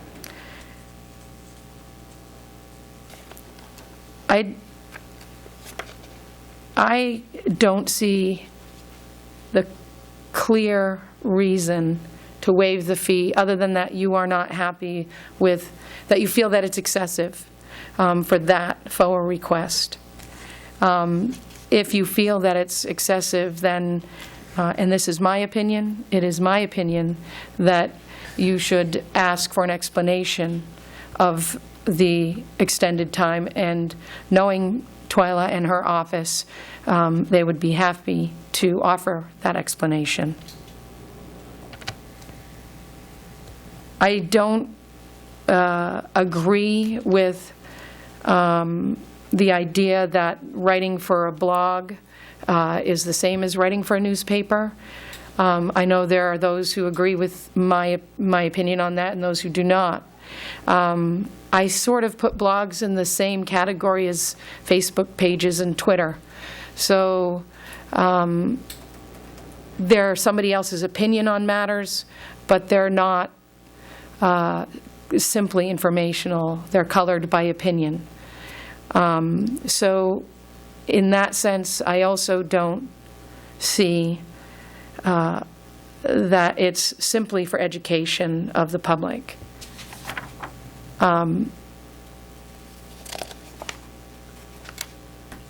The town clerk has offered a viable option for you. She is there to offer you an explanation of the extended time.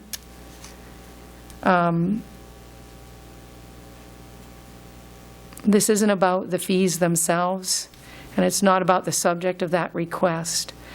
It's about whether we should waive the fees for a request, create a precedence for waiving fees, and increase the burden on taxpayers even more.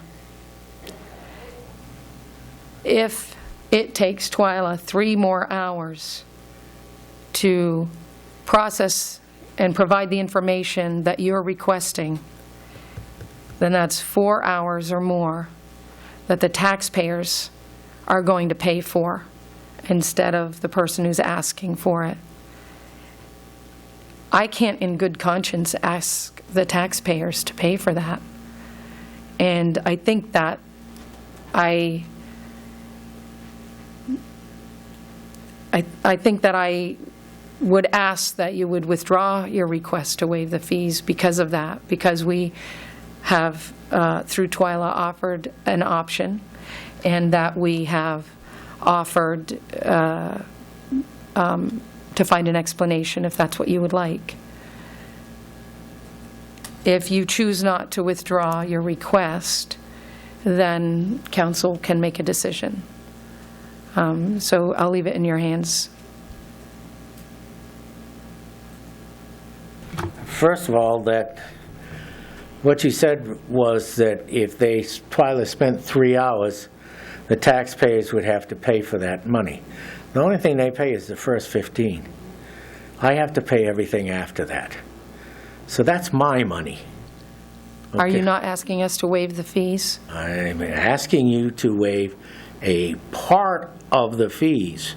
I have no problems with that, okay? And I think Twyla is going to be able to cut it down a lot. But I don't know that to be true.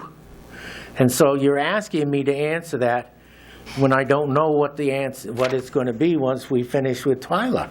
Okay. But I'm not going to withdraw it, because you have the option of approving the total amount or any amount that's in there. Now, some of the councils have talked about multiple copies and things like that, reducing the price if you have 200 copies, making it less. Okay? There's a lot of discussion about this. And I would like to see all the fees waived, but that's not really realistic. I'm saying part of it is fine. I mean, we've got to be, using common sense here a little bit. And I'm just saying that I think that part of this fee needs to be waived. And that's all. Okay. Thank you. Thank you. I'd like to ask Mr. Terrio if he could come up, and I know that we have some counselors chomping at the bit too. I know that we've all read your opinion. If you would like to offer it. I think it speaks for itself. There are two things I'd like to say that I think need to be made clear. First of all, FOA only applies to documents. There is no basis and no requirement to respond to requests for information per se. Okay, so you identify the document, that's what's produced. And in this particular case, Twyla can correct me if I'm wrong, the reason is that these documents are all kept on computers, I believe, and they have to be found and segregated from other documents that haven't been requested and that may not necessarily be public documents. So that's part of the process as to why it's taking so long, as I understand it. The second thing is the statute makes it clear that our responsibility is to make the documents available for inspection. Copies can be requested by the applicant. Oftentimes we simply send the copy because it's simply easier to do that in terms of the request. I mean, it's clear that it's a public document, so if they request a copy, we simply send it. We don't require everybody to come in and inspect it and figure out what they want for copies. Now, that may be the middle ground here that will allow Mr. Fillmore to have an opportunity to look at the documents, but that doesn't take away from the situation involving the time that needs to be spent to go through the system and segregate the documents that he's asked for. That's the problem in this particular case, as I understand it. And the standard, which has been alluded to, and Mr. Fillmore is correct about, is whether or not these documents you feel contribute significantly to the public interest. And these are very esoteric documents, and that's an issue that you need to wrestle with in terms of how you want to deal with this. Thank you. I'd like to have some input from the rest of council. I didn't ask for it yet, but he happy to hear it. Mr. Garrison? I do disagree with you on one point. Whether Mr. Fillmore's asked for one FOIA or 100 FOIAs has no bearing to me on his waiver request. This is, as you put it, this is what he's asking for. A waiver for this FOIA. I do believe that it's a problem with setting a precedent. I do understand why he asked for this FOIA, but again, that has nothing to do with the waiver request. And I think we are getting off track. This whole issue needs to be addressed from a different angle. As I've said before to Mr. Fillmore, if he'd come to a counselor and ask for information, it might be a lot cheaper than going through a FOIA right off. And his request has led to other emails, but I honestly can't support a waiver at this time just because of the precedent it sets. The fees are there for a reason, but again, to say that, you know, he's got 40 other requests in, it has no bearing on it. As separate entities in my mind. So, Councilor Lunt? Yeah, I think we need to look at the larger issue of the fees as a separate issue and, you know, separate from this particular issue here. And I think the issue before us, obviously, Mr. Fillmore isn't pleading poverty. He's just saying that there's a significant public interest in this, and I don't know that I really would agree that all those documents necessarily are a significant public interest. Obviously, he feels differently from me. So unless the council feels that there is a significant public understanding to be gained from releasing these documents, we really don't have a reason to do this. Councilor Bickford?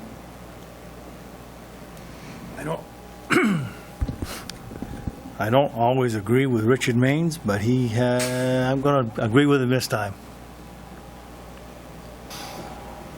Thank you. Councilor Pesky? I did jot one question down for Mr. Fillmore.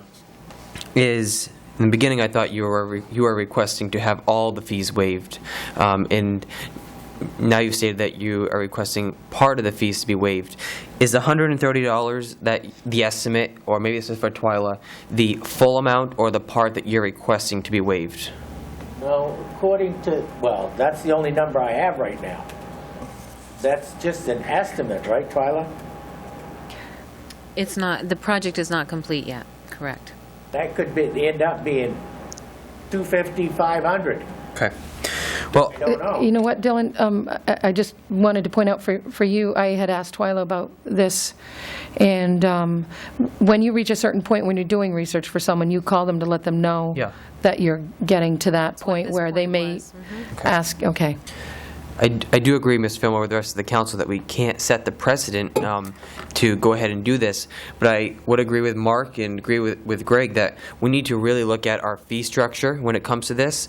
When I got my packet on email on Thursday for the proof draft, I saw it, and I was actually upset that it came this far because I would think that would be a different way for this to be handled in some fashion, if it's through an email, documents being sent or something. But for this to come to the council tonight at 10 minutes to 9, I mean, we have bigger priorities we need to focus on. And I really would put it out there that we as a council need to look at this and figure out how do we go forward with something like this, because all of these cannot come to us. So at this point, I personally can't support it for the precedent, but we got to figure out what we're going to do, because $130 for 200 or whatever it is documents is crazy, and I'm concerned of how did one document go to 200 and something plus. So that's my main concern, and if that is the case, I might request to see them myself. So we'll go from there. Thank you, councilors.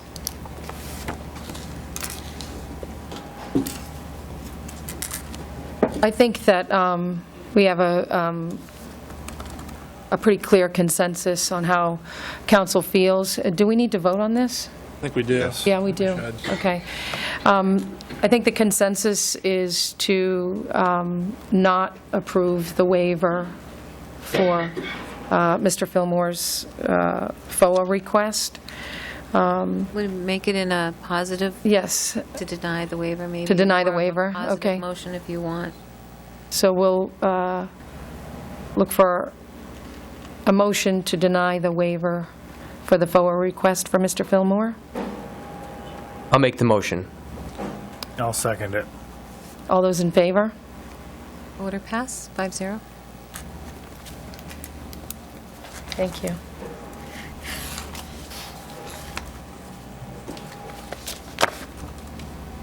And the next item, please, Twyla. Order 2014-136 to adopt the General Assistance Ordinance. This is the first reading. A roll call vote is required.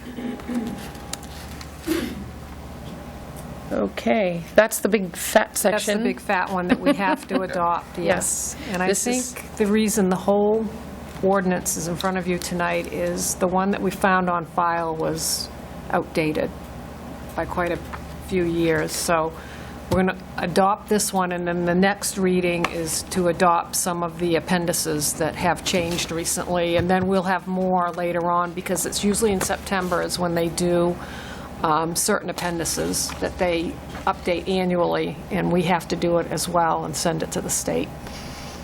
So the state mandates that we Yes, they mandate this. We don't have any accept this. choice. Yes. So it's just, the first one is really housekeeping. The second one is to adopt the changes. Okay. So the, I'm sorry, I have buried my stuff here.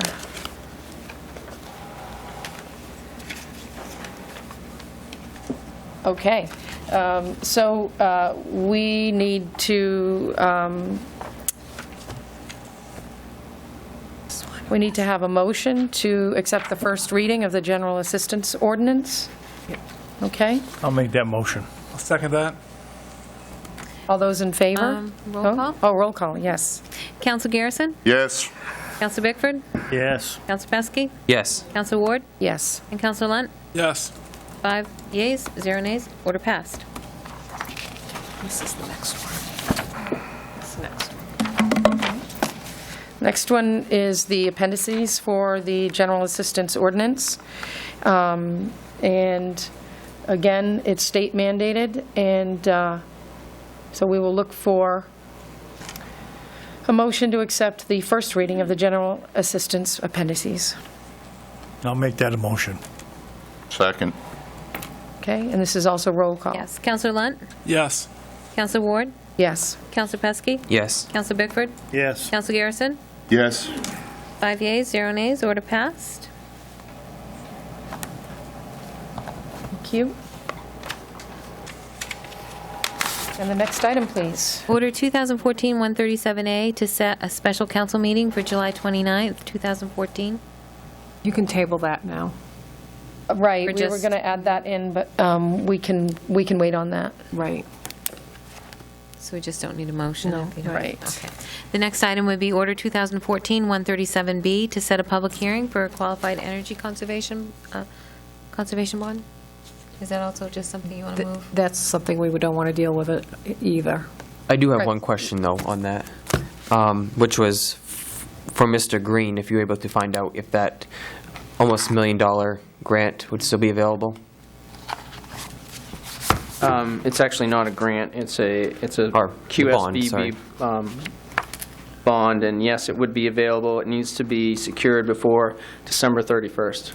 Perfect, thank you. I was going to wait until Counselor Communications I'm sorry, thank you, Mr. Green. I was going to wait until Counselor Communications, but since this is, we're on this topic, I think it's a better time to address it. I'm pleased to say that our interim manager started a series of meetings that included the town manager, the superintendent, and the chair and vice chair of the council and the school committee, meeting together to talk about issues, to build a rapport, and to start working just a little bit harder toward having the school and the town work together on projects like we are with this project. And we covered a lot of stuff yesterday. we're continuing to meet. I find it very valuable because I'm not able to I rarely go to the school committee meetings, even though it's something that I end up watching online.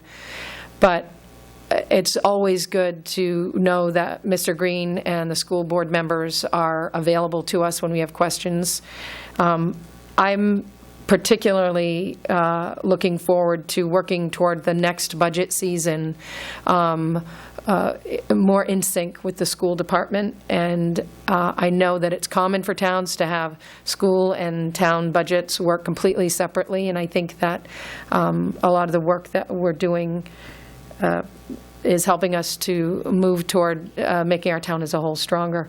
And those meetings are incredibly valuable to hear from the superintendent, the chair and vice chair of the school board, and to trade ideas and to talk freely in those meetings. And it has been valuable up till now, and we've committed ourselves on both sides to continue to have meetings on a regular basis and keep things moving. So I'm really happy with that. I think it's one of those things that maybe I even should have put in under good news. But I find it very positive to sit in those meetings and be able to talk about those issues that we hear going on and so forth, and it's extremely valuable for everyone.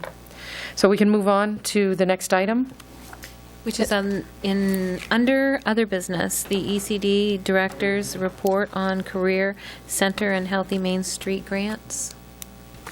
Okay, that's you, Tracy. Mr. Green, by the way, I do want to thank you very, very much for being here tonight.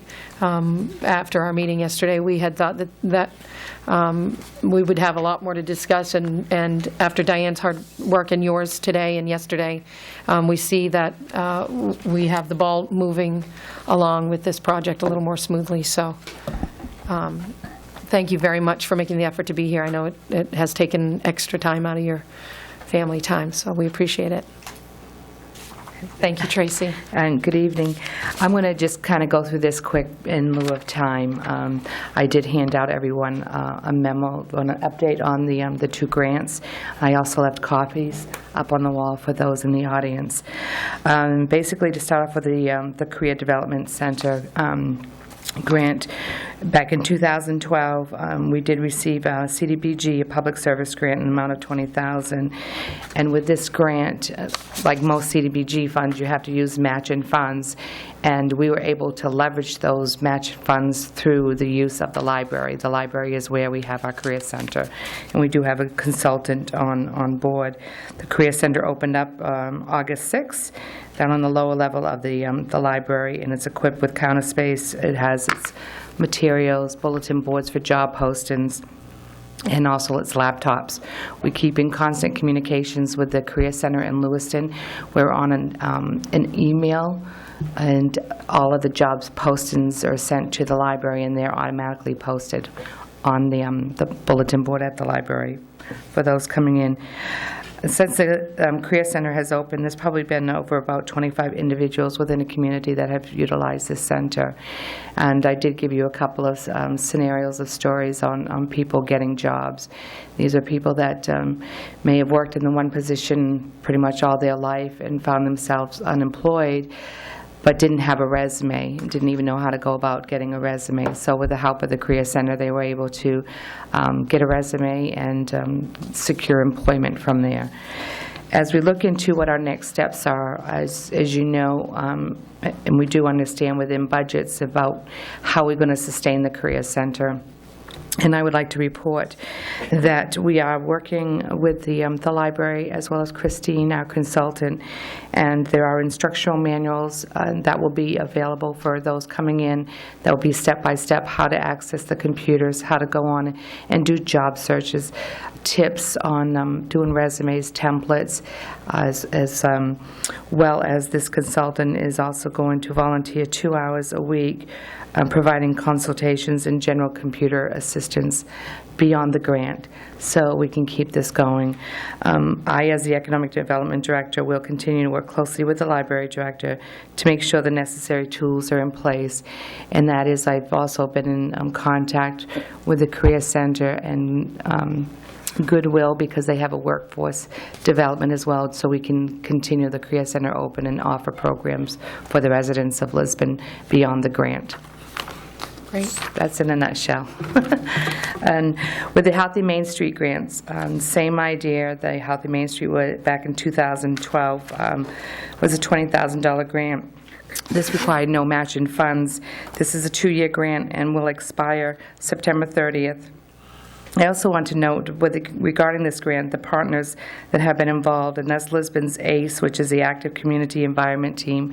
This is working closely with Mark over at the Recreation Center, Healthy Androscoggin, St. Mary's Regional Medical Center, and the University of Maine Cooperative Extension. I just recently have brought them on board, so they're going to be a good match. They're working with me trying to get a farmer's market downtown.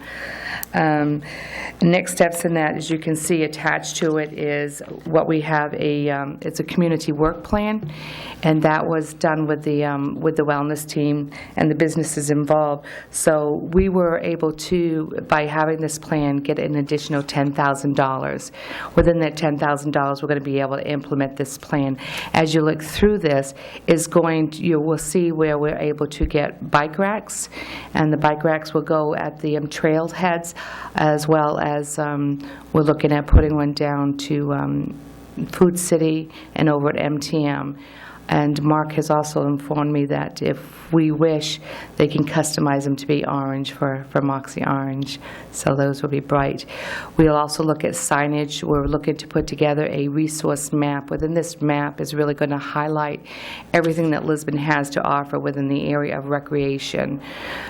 St. Mary's will be offering cooking classes that would be at MTM for employees, or as part of this, it'll also be as tobacco use.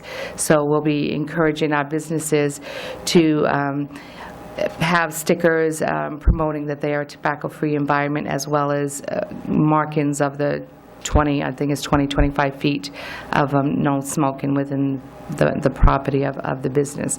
So those are things happening within the Main Street. Again, we're able to work on this grant and be able to implement that, and we'll be looking for this grant terms out the end of September.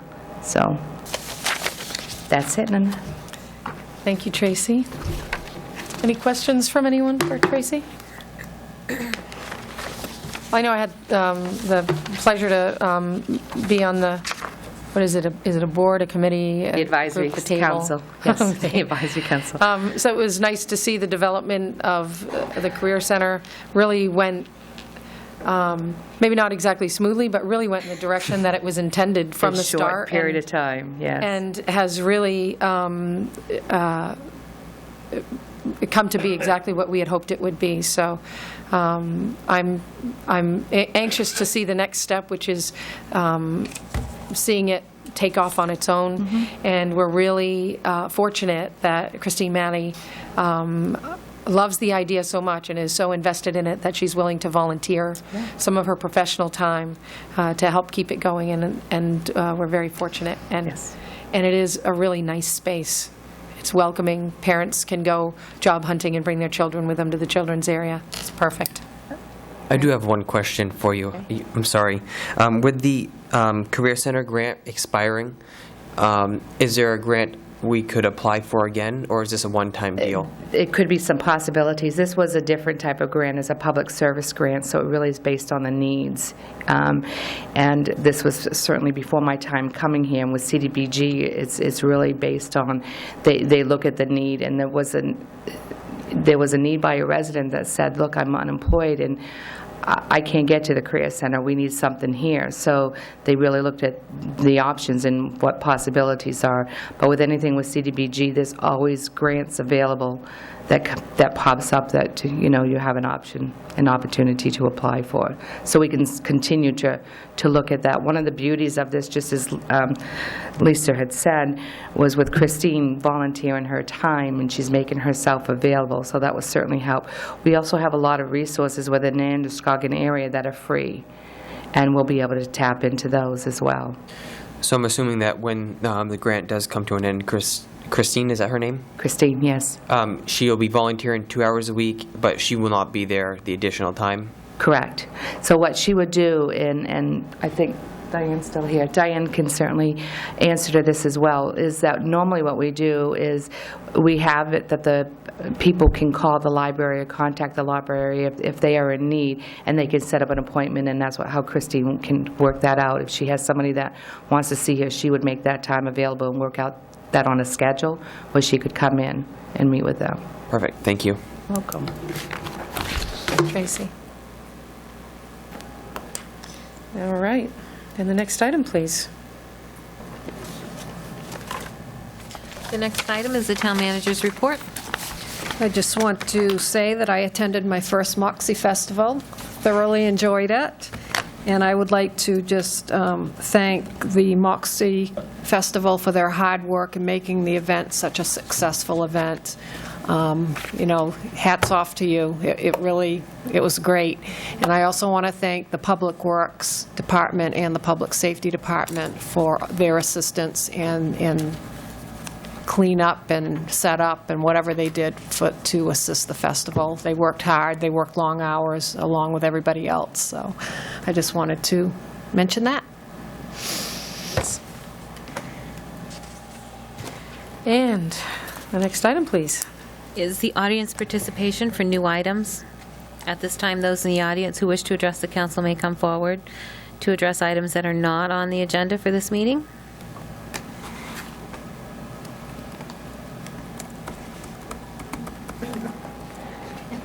Sorry, Fern. I was faster than you are. Driving by the former Night Celotex, the cleanup seems to be going quite well. It's not completely done, and I'm wondering if they are completed or if there is more to do. The porta potties left at 2:30 this afternoon. I was going to Hannaford and just in time to see the truck exiting with all of the porta potties. Second, LJAL, Lisbon Junior Athletic League, the 8-year-olds baseball team had playoffs. I think it was 2 weeks ago Saturday, and my great-grandson was playing on one of the teams. They had 3 games, 10 o'clock, around 12:30, and the third one was around 2. It was really, really hot, and I just want to commend Dennis Douglas. I mean, there was a pop-up canopy that was set up, a table with a PA system, and just like in the big leagues, he announced each player as they went onto the team. Those kids must have felt 10 feet tall. It was just absolutely amazing. Dennis donated his time. The umpires donate their time, and as well as the coaches, and it's just a wonderful, wonderful thing to behold, and I want to thank Dennis for all that he did. Thank you.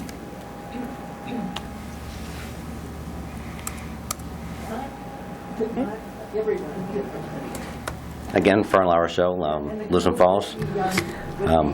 I, too, want to commend the idea of the Moxie. I mean, everybody had involved with it, and this year I took a very outside approach, and I did visit, I think, pretty much every one of the events. Actually, I think Tracy, like everywhere, they've been clapping for the boaters as they were coming through, and it's just amazing the people that come through and how excited they are, and really puts Lisbon on the map. It's good. The second item I want to go to, which is new now because the budget didn't pass, is it's just a little bit concerning, and I'll just give you my 2 cents, and as a public citizen and as a member of the Finance Committee, we've sat through multiple meetings now for months on this budget, and one thing I do want to start off is there's a very unfavorable position this year the council was put in and the finance committee because they were in flux with management. We had an interim come in, and the process was very much different, which really was challenging without a doubt. You do have a finance committee, which I do serve on. I won't speak for the total finance committee. I'll speak for myself. We actually did look at the budget, and most people on the finance committee are pretty aware of how these budgets go. We realized also that 8 years ago we ran out of fluff in this town, maybe 10 years ago, and every year has been a cut. And, you know, we cut.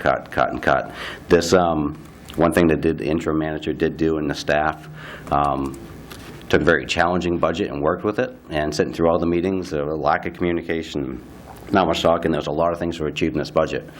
We've been actually borrowing money from our undesignated fund. We've been taking money out of the bank to balance our checkbook for a long time. This is the first year that this council has actually made that to the point where this isn't happening. That is a huge goal. We are no longer taking money that we have put aside to maintain our budget.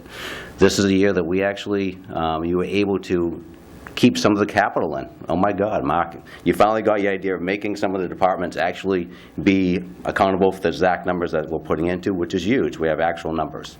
We actually kept paving it. Oh my God, we're going to fix some of our roads this year. Can you imagine? We kept some. We made a lot of good strides. We even actually managed to keep some of our capital in a fire department long-term plan, which we've been cutting for years because it's a low-hanging fruit. We always cut it off. This council and management and department heads have done huge strides. So as a finance committee, when we actually move forward to say to approve the budget, we weren't just saying it because we didn't look at it. We've looked at months and months of actually workshops. We've actually seen what's been accomplished. We've seen what the town wants. We've seen what the town voted for. You know, so I guess I'm really concerned, and I don't mean to say this meanly, but we're kind of almost looking like the federal government, you know? A lot of talk, nothing happening, and a lot of people voting no on stuff that doesn't really give an answer for. And I don't mean that as a low. It's just, as a citizen and as a community person, when you get in groups and start talking, it's very tough to move forward with a process when you don't know what the concerns are. I think the town of Lisbon has done a really good job this year to actually keep the budget where it is. It could be a lot worse. You've achieved a lot of goals. You're actually moved forward. You're at a really good starting point for the new management to come in, manager to actually move the budget forward over the next year to look at different situations to save money. I guess I urge, as a lot of people would be, employees, townspeople, everybody that actually, hopefully I not do business with, but actually represent, that the council would look at this again tonight, and at least that the chair would actually bring this forward to, as a council votes on the budget, for the people that vote yes, they understand what they're voting yes for. I would really be very encouraged to hear the no votes or why they're voting no. And so the public can understand that, and the finance committee and the public can understand why this budget's not moving forward. Because the idea of just not have a budget moving forward because people don't like it, I don't think is an acceptable responsibility that the council actually provides this community. So I would encourage tonight for the chair to bring this back up, for this to be looked at and be voted on. You only get a little bit more time left, and unless there's some idea that's going to come from the council that's going to be drastically change this budget and improve it and not actually go to an automatic budget that actually is going to be just put in by default, I don't think that default mechanism is why we work so hard on this budget. It would just be nice to know as a finance committee member what we're still trying to strive for, and that the no vote is just not a no because they don't agree with it, but a no vote as in we're going to be able to fix it within the next couple of weeks. Because if we can't fix it in the next couple of weeks, or either you just vote on it tonight and get the budget that's a little bit better presented than the one that actually defaults. Again, in my opinion. Thank you. Thank you. Is there anyone else who would like to speak?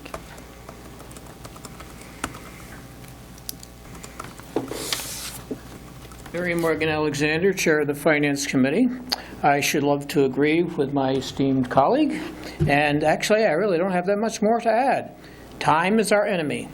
We need to do something, and we need to do it now. Thank you. Thank you. Is there anybody else? Okay. Next item, Twyla? Is the council's response to new business? Okay.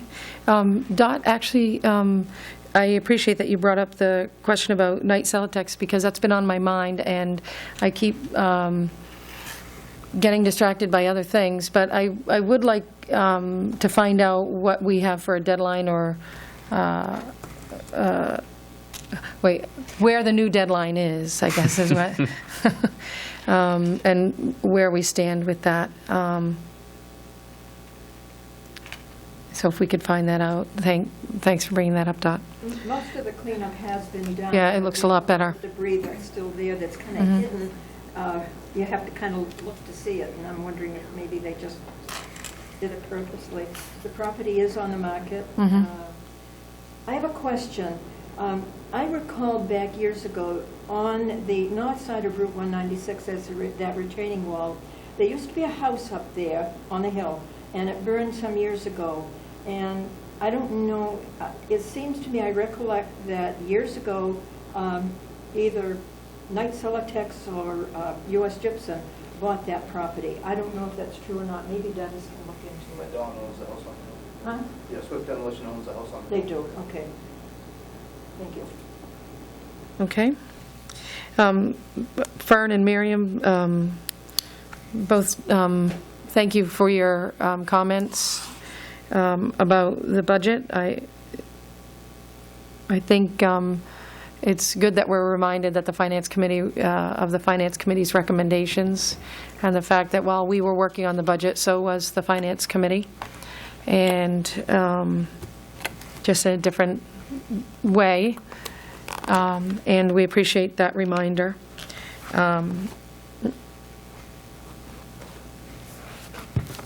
I think this is actually, I might move into a point where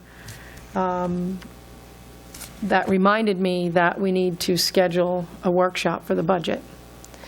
My recommendation is to schedule next Tuesday. That's the 22nd of July. And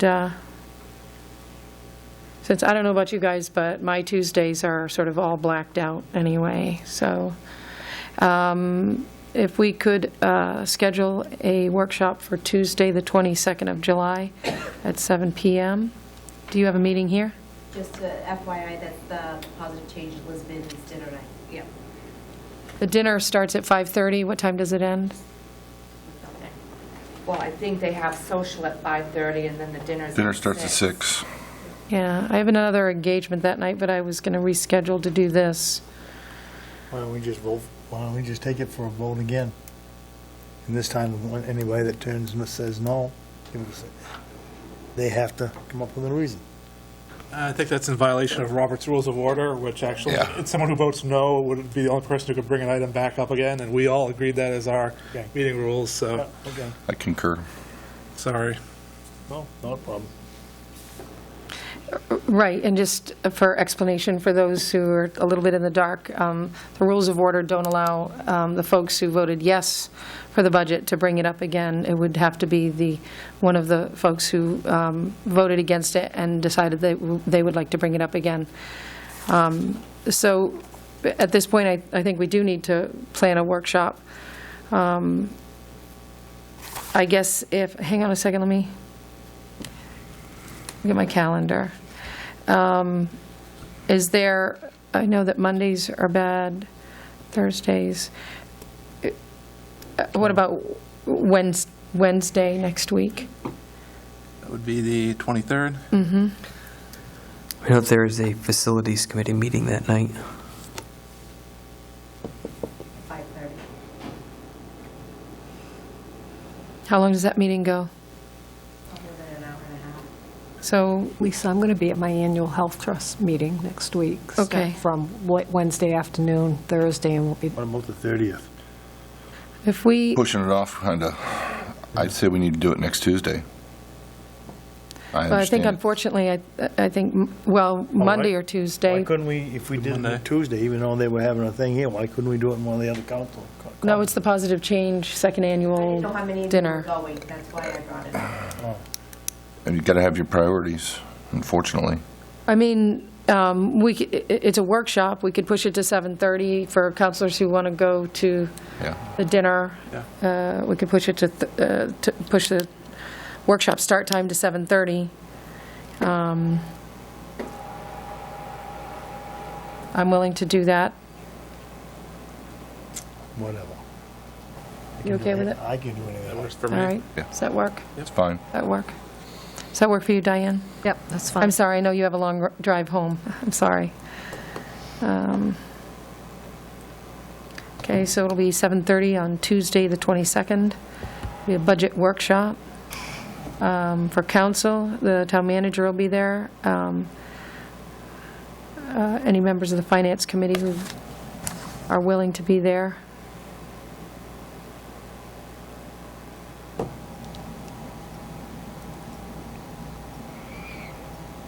Okay. Next item, please, Twyla. Is under appointments, Order 2014-136, the Finance Committee renewal for a term that expires June 30th, 2017. Current positions held by Fern LaRochelle. You have one application, and that is Fern LaRochelle. All right, so even after all this, Fern is asking to be on the finance committee again. I would make a motion to appoint Fern LaRochelle. I'll second that. Can't get him there fast enough. Can't get out of it now, Fern. All those in favor? Order passed, 5-0. Thank you. Thank you, Fern. And the next item, please, Twyla. Counselor Communications. Okay. Anybody? Yeah, I've been working with a few people in town on trying to streamline or make better our recycling. And it was a big thing, I think, on Bedford that they were doing a very good job this year. Probably, I'm going to say,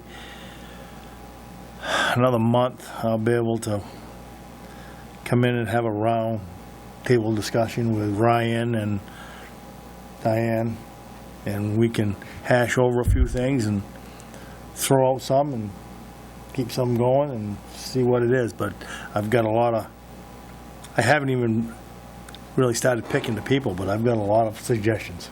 Great. So it seems to be going pretty good, and there's a lot of positive things out there, so it's really working good for me. This is part of the solid waste Yeah. project that Right. you've proposed, and I think that's great. Thank you, Roger. Anybody else? I as well just want to thank everyone that was involved in Moxie. I was away on vacation. I did not attend, but from what I heard and what I saw, it went very well. Last thing I just want to mention is publicly thank Diane for jumping into the pool that she's attempting to swim in. The stuff that Diane has brought to our attention and the conversations I've had with her, some of it is wow, but I'm really excited that Diane is here to lead the charge through what we're doing now, and she's a great addition to the town. So thank you, Diane. Thank you. I think we all agree, Dylan. I have one last, I know we're about Moxied out, so I did ask Tracy for some numbers, because we always find those interesting. It seemed to me the Moxie Festival kind of hit a home run this year. I helped with the parade as a volunteer, and it was the first time I've volunteered with the Moxie Festival and heard really just one great comment after another about how much fun this was, how well organized it was, how wonderful everything looked, and people just really loved it. People from away, people from town, everybody. Our public safety officials estimated that about 50,000 people attended the festival on and off throughout the weekend. And when you think about the fact that we have only around 9,000 residents, that's a great number. I noticed the parade watchers along the parade route were 3 and 4 and 5 people deep at times. There were hardly any spaces, and they were only spaces where it wasn't really a good place to stand in the sun. So that was great to see. The 5K race had 540 entries. The Kids Fun Run had 96. The car show had 190 cars. The bike rally had just a little over a dozen or so people signed up, and ended up with 42 people in that bike rally. 52. And some of the feedback from the bicyclists were that the 50-mile rally, the 50-mile part of the route, was more challenging than the Dempsey Challenge 100-mile rally. It's not a race. And then I heard today also that the river race had 85 registrants. So those are all great numbers, and it was great to see. Everywhere I went, I popped in here and there. I got my sunburn at the car show. I saw folks from the town office working and volunteering. I saw local residents. I met lots of volunteers who were people who I hadn't had an opportunity to meet, who were local volunteers. And it was, I didn't see any frowns on any people's faces. It was easy to smile and have a good time, and the weather helped. So Public Works, I live on Maple Street, so the very next morning after the Saturday shindigs, I drove down Main Street early in the morning, and you would not have known there was an event on that street the day before. It was wonderful. So Public Works, everybody did a really great job. So I think we are ready for our next item. One thing. Oh, yeah. One drawback that I noticed for Moxie was the loss of TD Bank on Main Street. Yep. I know there were a number of people who were looking for ATMs. Yeah. That did save me some money, I'm happy to say. My wife couldn't spend any more than what I had with me. I know Tracy has looked into that. Hopefully, we'll either have a bank there or an ATM next year. That was the one comment that people made, was that they wished they could spend more money while they were here. Well, I know I talked to one of the Like officers that. down there, and he'd been asked by no less than, he said, about 30 people Yep. about where the nearest ATM was. Yep. So I think that might have hurt the vendors just a little bit, but I think it's a good sign, and I it's think they a did well, but good thing to look could into. have done better. That's awesome. Great. All right, Twyla, we're ready for our next item. Is the executive session, Order 2014-139, to go into executive session per 1 MRSA, Section 405, 6C, Economic Development Revolving Loan Funds, and 6F, Discussion of Confidential Records. Do we require a vote when we come out of that session? We may. Okay. Yes. Okay. Okay. Do we have a motion to move into executive session? Make the motion. And a second? I'll second it. All those in favor? Order passed, Okay. 5-0. Let me turn the recorders off. We'll be back as soon as we can. 30.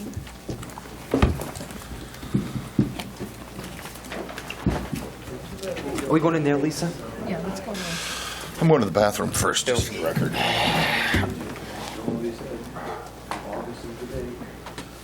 Oh.